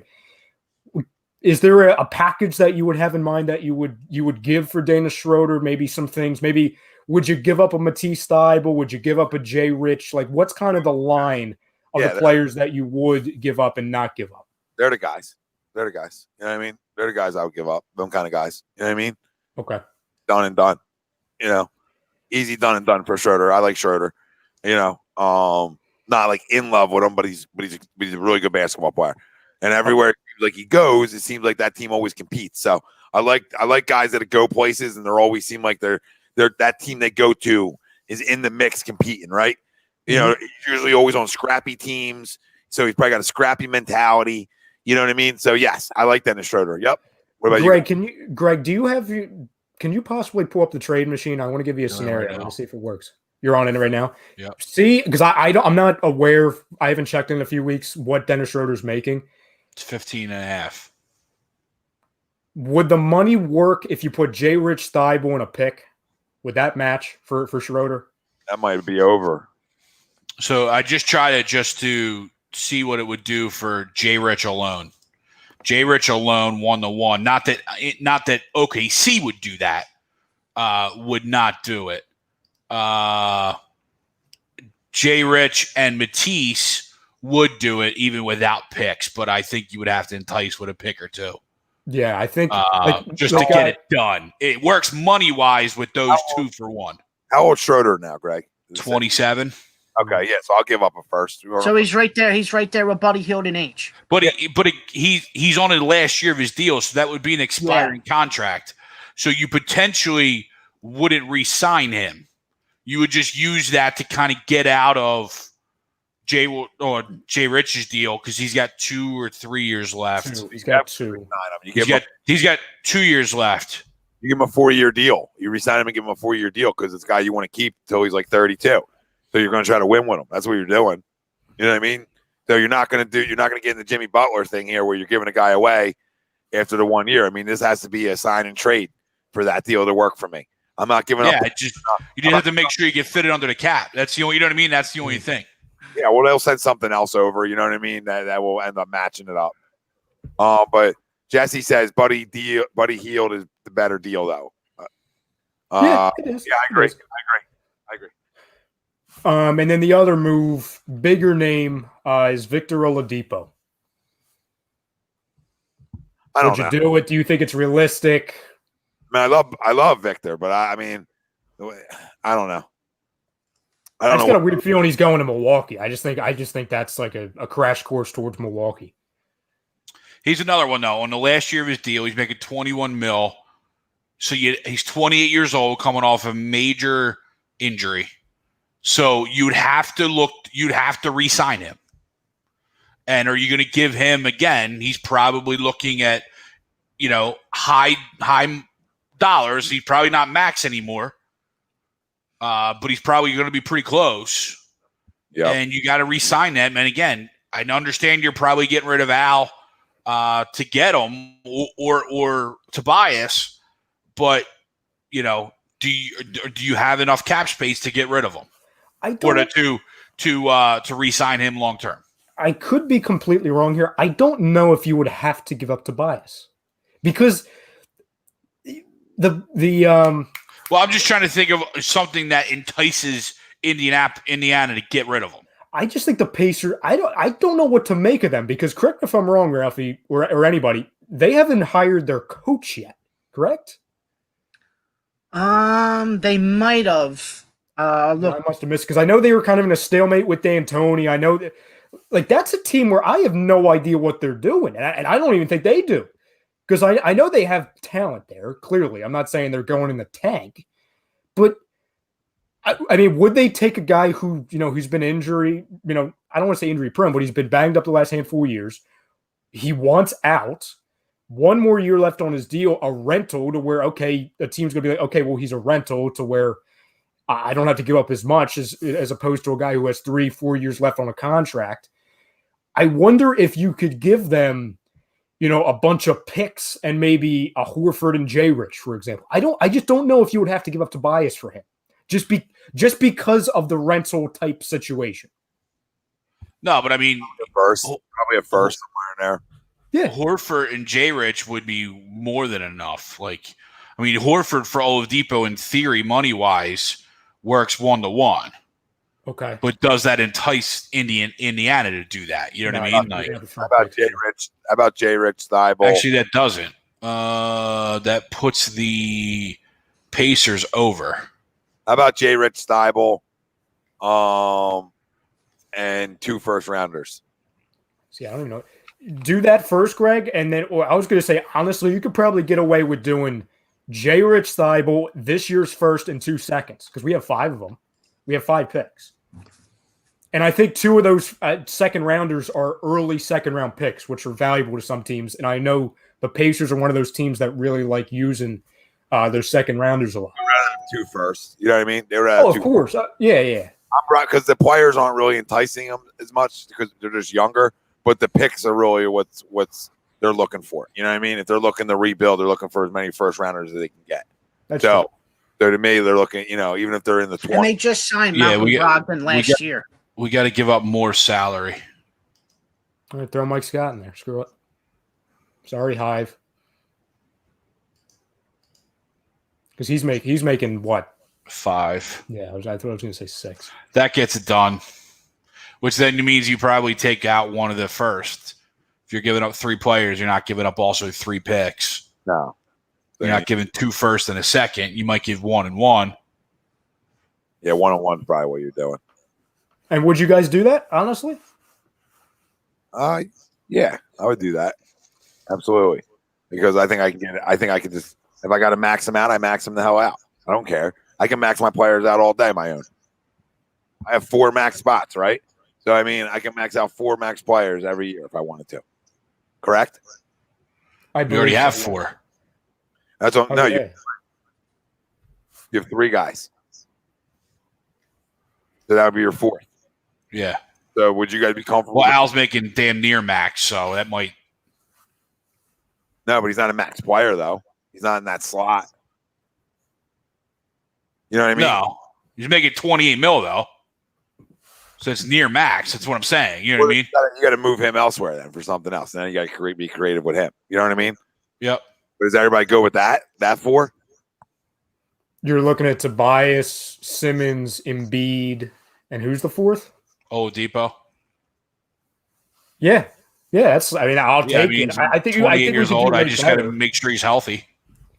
Yeah, I mean, we're really surfing along the lines of like injury stuff, like because now you've got 3 guys that have been banged up. But no, I would take it. I just think we can get way better. You know what I'm saying? Like, would you guys rather do that, or would you guys rather do the Buddy Hield thing? I already do the Buddy Hield. I would too, just because I think it's safer. It's probably safer, but I don't know. I think at the end of all this stuff we talked about, just go figure out a way to get me Harden, and at least keep. You got to keep Ben and Joe. And well, Houston has. Go ahead, Ralph. Go ahead, Tommy. No, go ahead. No, go. No, I'm just saying that Houston they need draft picks, and they need them bad because they're draft picks for this year, and I know further on. I mean, though the trade I just put up what they gave away to get Russell Westbrook. They gave up Chris Paul, a 2024 first round pick, 2026 first round pick, and pick swaps in 2021 and 2025 for Russell Westbrook.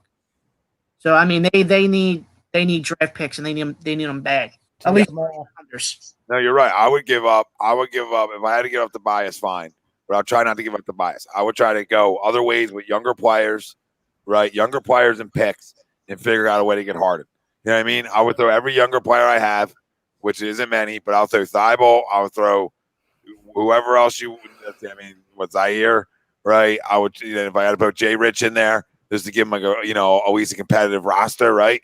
I'm trying to do it that way, and then give two first rounders. You know what I mean? I'm trying to go in it that way. I'm trying to entice them with the first rounders, just because they're going to start they're going to start picking high anyway, real soon, right? They're going to pick high here. So then our first rounders allow them to at least get some things back. You know what I mean? That they lost, right? They get first rounders back, but that might not be good enough. So you might have to go. You might have to put the bias in there. It might have to be at the bias, Thibault type situation. But even that, to me, I would do over everything we talked about. To me, that still takes us to the Eastern Conference Finals. That still should take us to the Eastern Conference Finals. Them 3 should take us to the Eastern Conference goddamn Finals. TTP has a real interesting one. He says, "Do y'all do Wiggins and Edwards from Golden State for Tobias Harris this year's first, next year's first? Maybe another player or second rounder. I think Edwards is phenomenal. It would be a phenomenal fit here." Yes. Would I do a 2-for-1 when it comes to Wiggins and Edwards for Harris? Absolutely. Yeah, and I'm not even a big Andrew Wiggins guy, but to take a chance on Edwards and get younger and be able to pick second in the draft, hell yeah. I don't know why they would do that, but I would do it. I would love it. Yeah, no, I would also do that. Marquise has if I'm going I State, like Edwards a lot. If I want Golden State, I want Ben. Well, you're not getting them, Ralphie. And with Stephen Clay. Yeah, keep dreaming, Ralphie. That's scary, man. That's scary. Marcus, where do I sign up, brother? What is this? Tobias, where do I sign up? Al Richardson and Thibault for and a pick for Devin Booker. Does that work on the machine? Give me a second. I mean, yes. He might stay there now because it won't work for them. Chris Paul might be on the way to Phoenix. It won't. Yeah, probably too much to give them. So it was Al, Toby, Rich, and Thibault, and a pick. Yeah, it's probably too much going. So say we sub out. Say we take Richardson out of it, and we add another like a couple seconds, okay? Because that's not going to add money. So really, you're giving Tobias. They're not giving him up for that. That's not. I enough. don't think so. So much more for them. It's either guys. It's got to be one or the other. It can't be both Al or Toby. So you got to keep one of them. Yeah, they are TTP. They will be. Yeah, you know what's funny? That Marquise Graham, he's the first person to bring up trade and Shake Milton. In all these trade scenarios, I feel like Shake's like the forgotten guy. Oh, because he's what? not making a lot of money, so it's not. Okay. It's not going to help. And what is he really proven? You know what I mean? Like Our other guys really aren't good. Like anything out of Ben and Joe and Tobias is like, eh. You know what I mean? right. True. And they're not making a lot of money, so it doesn't help deals get made. Is it fair to say that our picks aren't even that good? Because it's not like they're going to have lottery picks. Like even if we don't win the title, we're going to be every year second round exit. You know, at worst. You know what I'm saying? To where like to mid 20s in the first round, is that enticing? If you draft well, it can be, especially just when you're strapped for cap space and you have that ability to, recoup potential talent for a draft pick. No, I agree with that, but I'm just talking about compared to what like everyone says, like the Devin Bookers and all these other deals. Is that enticing when you have 6 other teams that are probably in closer to the lottery? You know what I'm saying? Like if Sacramento's offering their pick, they're in the lottery. You know what I'm saying? To where we have to remind ourselves that okay, we're offering them a lot of picks, but they're late 20s picks. I understand the value. If they have multiple first rounders, they can then do whatever the hell they want. Fair. You know what I mean? Like if you have 2 or 3 first rounders, you can always package to go up and get whatever you want. Don, don't you ever say that again. Don't say that in front of Ralphie. Don't you say that. He says, can the Lakers please take Derrick Rose off our hands? Don't speak that into an existence, please. Hey, I'll take Derrick Rose. No, you won't. I won't allow it. No, you won't. It's probably going to happen, though. The only way we get anything done is by giving away first rounders. So, Yeah. DB says, I love the trade scenarios. You guys flying with them. He says, what about Richardson and Horford and a first for JJ Redick and Drew? yeah, absolutely. I just don't think they do that. Like, what are they really getting for Drew Holiday and JJ? Like, what is New Orleans getting from that? An okay player in Jay Rich, Al Horford, who sucked last year, and a pick. Yeah, and a first. No. I mean, again, they're banking on they just want as many first as they can get. Trust the process. Sounds like that to me. TTP, yeah. What was the Ingram? Does anyone remember what the Ingram trade was last week? I know it was great. I know that. Lord brought it up.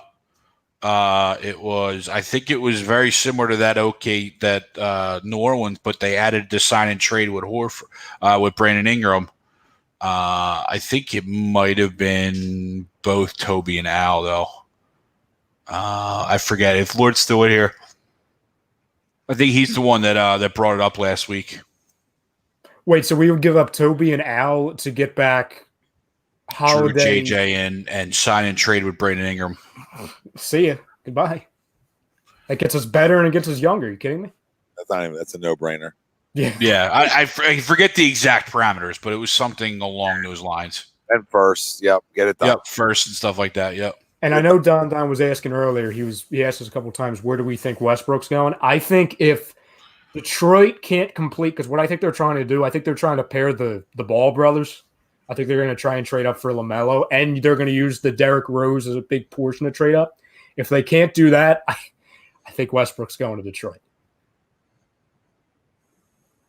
Westbrook going to Detroit. Wait, so you have LaMelo going where?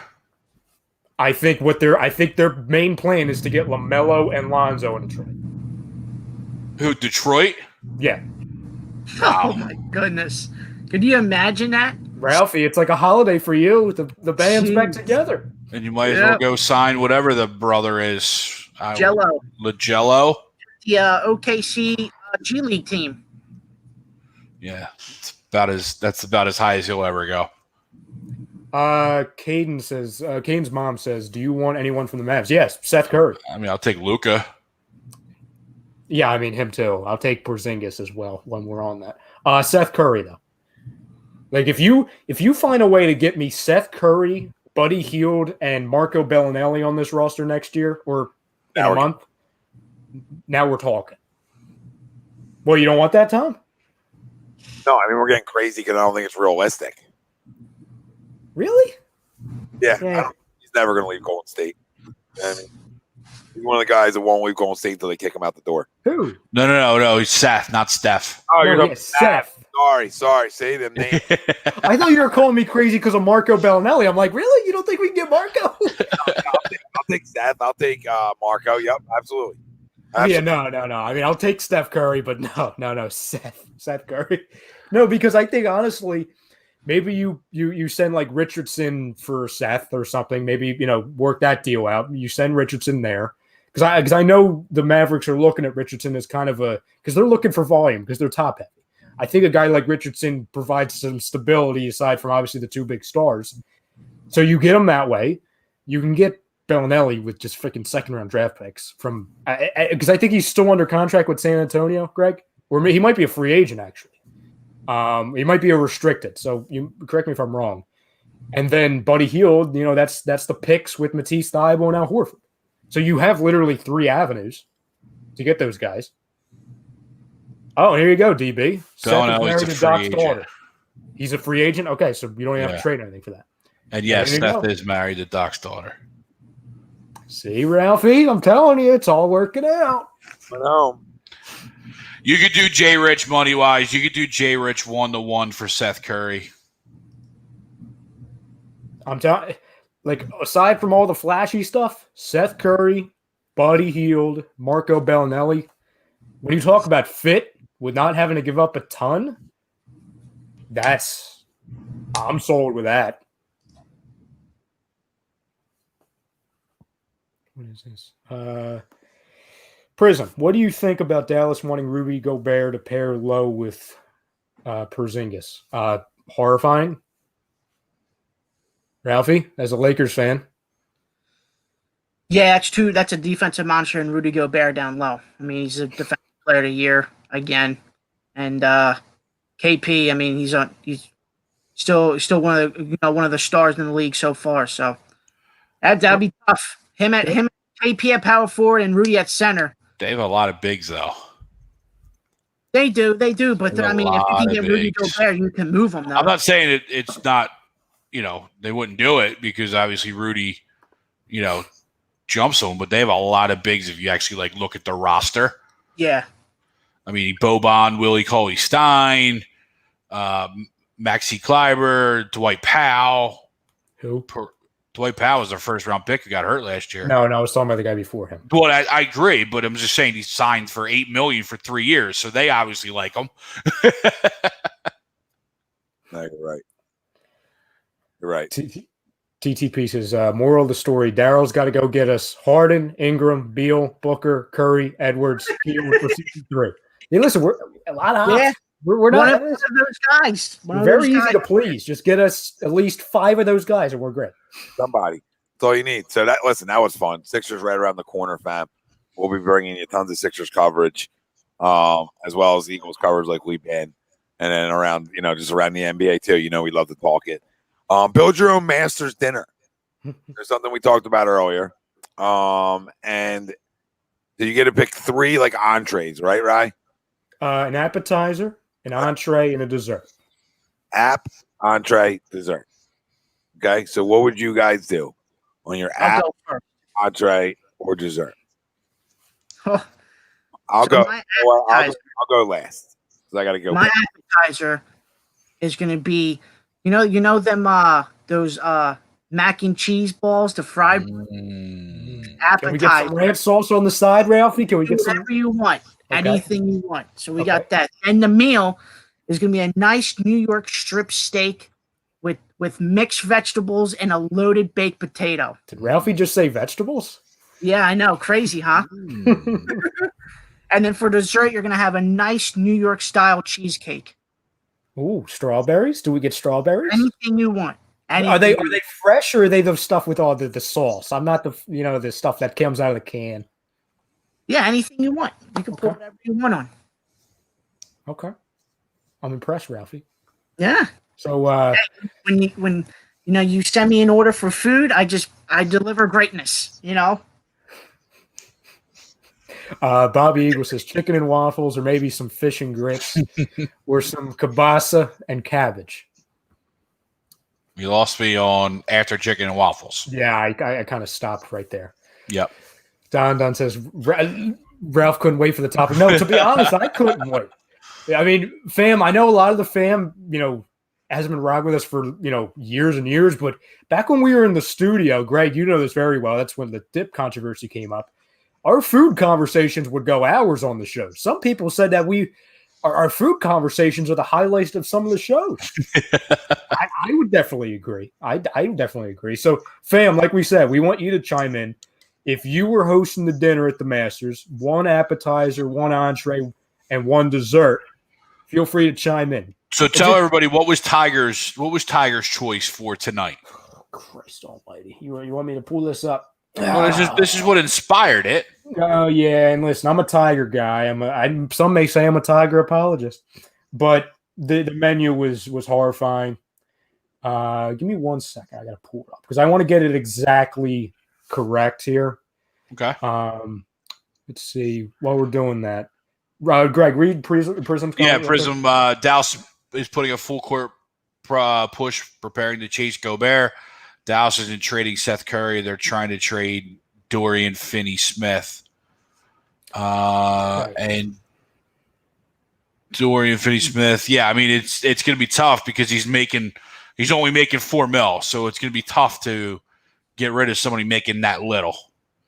So I found it. So this was his appetizer. It's called the Augusta roll, which was tempura shrimp, spicy tuna, avocado, eel sauce, tempura flakes, pickled ginger, wasabi, and soy sauce. So sushi in friggin' Georgia.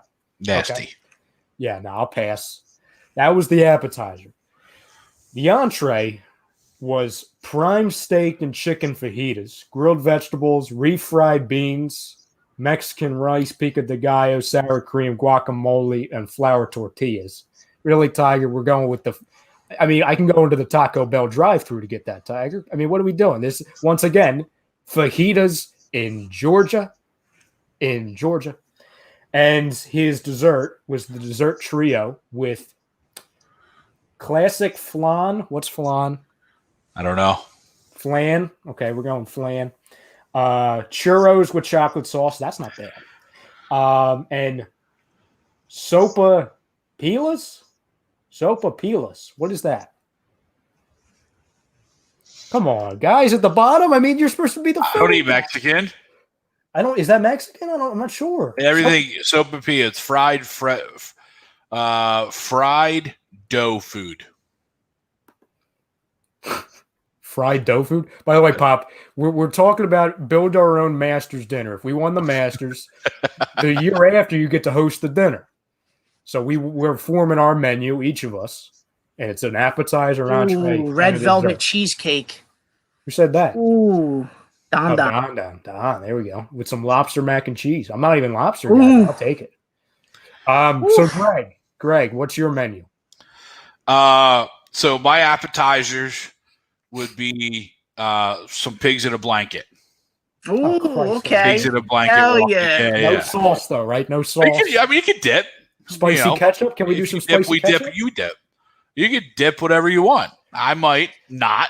You know what I mean? Just gonna, unless you got cheese, I will dip in some like melted cheese, some cheddar. Since Ralph went steak, I'm gonna go a different scenario. I was gonna go steak, but I didn't want to double up on the steak. We're just gonna go with some good old chicken parm. Okay, we got the Italian. Get Okay, a little carbo load though. Next day, you got to go golf. You need a little bit of carbo load. Go from some chicken parm, and then for dessert, I prefer some chocolate peanut butter ice cream. But we can just do an ice cream, buffet. Pick your own ice cream. I'd go a little chocolate peanut butter, drizzle the peanut butter on top, maybe some Reese's Pieces, sprinkled on. I'm a bit of an issue when it comes to peanut butter and chocolate, but hey, there we go. Sold. Now I have Frank's. Okay, Frank sent me a transcript. It's a two-page synopsis. Jesus. And I once again want to say I do not approve of this menu at all. I'm just reading what's on the prompter. Once again, this is not my menu, and it will never be my menu. And he says the following, and I quote: "The menu theme is, quote, thick and meaty." Once again, I just read what's on the prompter. His appetizer is the good old meat and cheese board. I want to preface it by saying I hate those type of people. I hate the meat and cheese boards. If I see one near me, I'm going the other way. And he has a synopsis. He says, quote, "I am a cheese snob. I love various types of cheeses.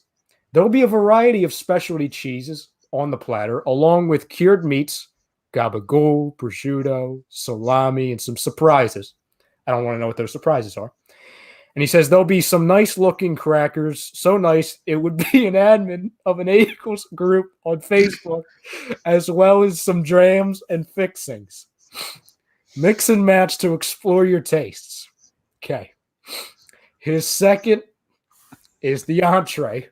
And by the way, fam, this is the first time I'm reading the script, so I'm reacting as you are. The main course is the ribeye steak. He says, "I like a nice ribeye steak. You better not order it well done, Ralph. Might as well have the chef spit it in your mouth. It's 2020. The chef better not have COVID. You will have your standard steak, sides, baked potato, sauteed onions, mushrooms, and spinach.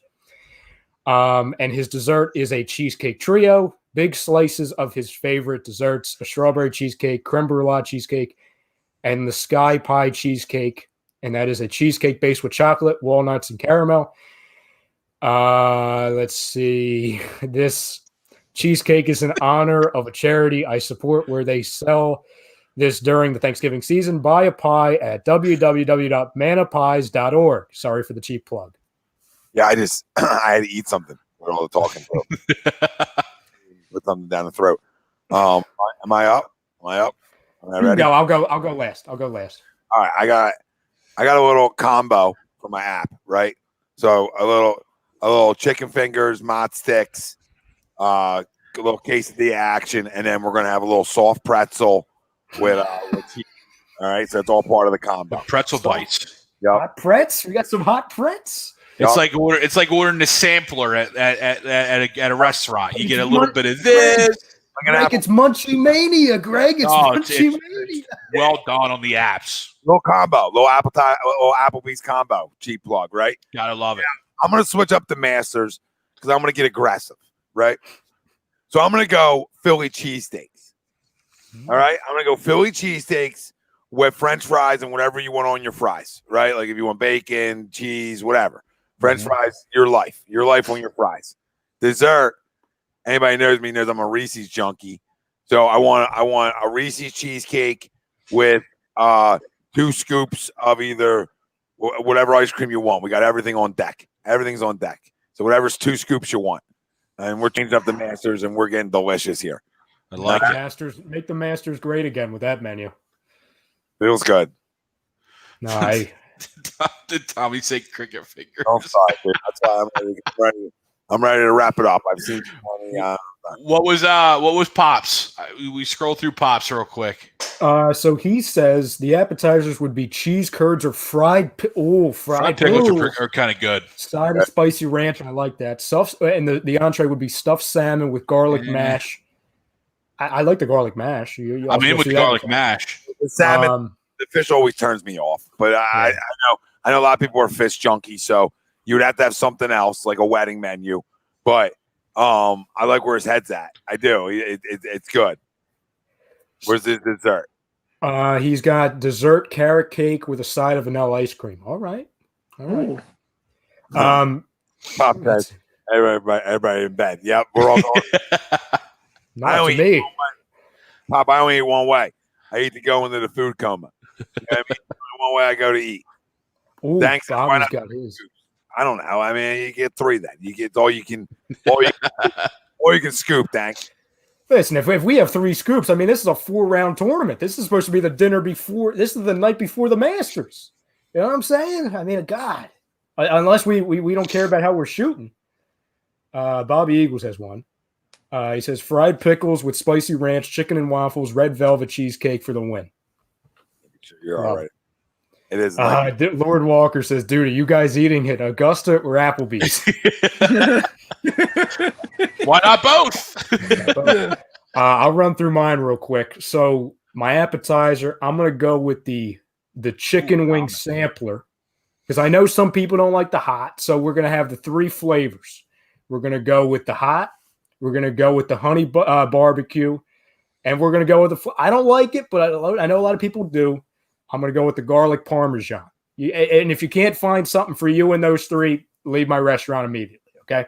The customer's not always right. The entree, see, I feel bad going steak here because there's so much steak, but I got to go with the good old filet mignon. I have to.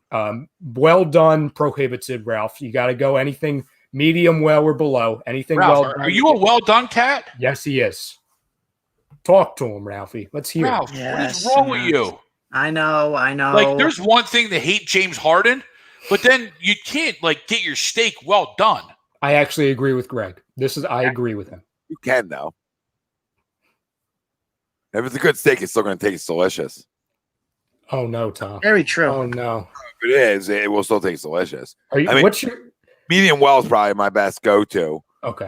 Thing I've had well done and from the right spots, it is delicious. Thank you, Pop. Thank you, Pop. I knew I wasn't the only one on planet Earth that like that. Oh, okay. No, you're not the only one. Rep, I like it too, but I really go medium well, depending on the place. Like if I don't trust the place so much, maybe I go well, right? Yeah. If I really trust the place, then I'm going medium well, no question. You know what I mean? So it all depends on the kind of steak I'm getting and what I'm expecting, right? So that matters in my decision making. So Tom, I got to ask you this then, Tom, because this is the big thing. If you're going to the Outback and you're getting the Outback special sirloin, are you getting it well? No, probably medium well. Okay. It just depends on how I'm feeling that day, right? You know what I mean? With a pandemic, I'm probably saying leave that bitch on as long as you want. Just leave it on. You know what I mean? I might just come back there and get it off myself when I'm ready. Greg seems to me like he's a rare guy. Are you a rare guy, Greg? I'm a medium guy. So that's what I am. I'm a medium guy. Yeah. At your Rhodesios or your Fogo de shows, everything's coming out rare anyway. So I just eat it all. There's blood all over it's all good. It all goes down. Pardon? What are we talking about? Mama says, well done, get you shot in Texas. Medium rare for me. Yep, well done, gets definitely shot in Texas. But I'm going to go filet with a side of the garlic mashed. Mm-hmm. And then this is I don't know if anybody else had this as a kid. Anyone get the broccoli and the carrots, but it's got the cheese sauce all over it? Yeah. Of course. That used to be the only way I eat broccoli was with cheese. Yeah, we're getting that with. That's how they sold you back in the day. You know what I mean? Oh yeah, come on. Brocoli's good. We'll put cheese on it. That's how they tricked Ralphie into eating his vegetables. You're like, oh, we got the cheese sauce, Ralph. We got the fun sauce. And then with the dessert, I'm going with the old-fashioned apple cinnamon cake with an assortment of chocolate, strawberry, and vanilla ice cream assortments. Little assortment. All right, I like it. All right, fam. Well, this was a fun one. I'm gonna go make a bunch of food now. Yep. Yes. Hungry as shit. So, listen, we love you guys. Thank you guys all for chiming in. If you haven't already, like, subscribe, follow, and listen. We're on every podcast form there is too. You want to go back and listen to it there too. So, download next week, baby. Big show. Yep. Next week we got draft talk, so it's gonna be exciting. We'll probably be on right around when the Sixers pick, so somewhere around there. So we're excited to talk some basketball with you, and hopefully we're talking about an Eagles win too. Right, so a lot of things factor in next week. Hopefully, we're feeling really good. Could be winners of 3 in a row. Let's go, baby. For Tom Arnone, Ryan Brodo, Greg Mwakovic, Ralph Del Vecchio, and Frank Vespi, who jumped off early. We love you. Thanks to our doc. Got to make him yours, though. Dr. Paul Vidal, Specialized Physical Therapy, LLC, Burlington, Cherry Hill, Princeton locations. Find them on the web, specializedphysicaltherapy.com, as well as, listen, our man John Coyle, all campus. No, that's not all campus. That's not all campus. We'll get there. They all look the same from right here. But that's fun. But our boy John Coyle, all campus. Go down there. Tell him A2G sent you. He'll take care of you. All right? Get on down there.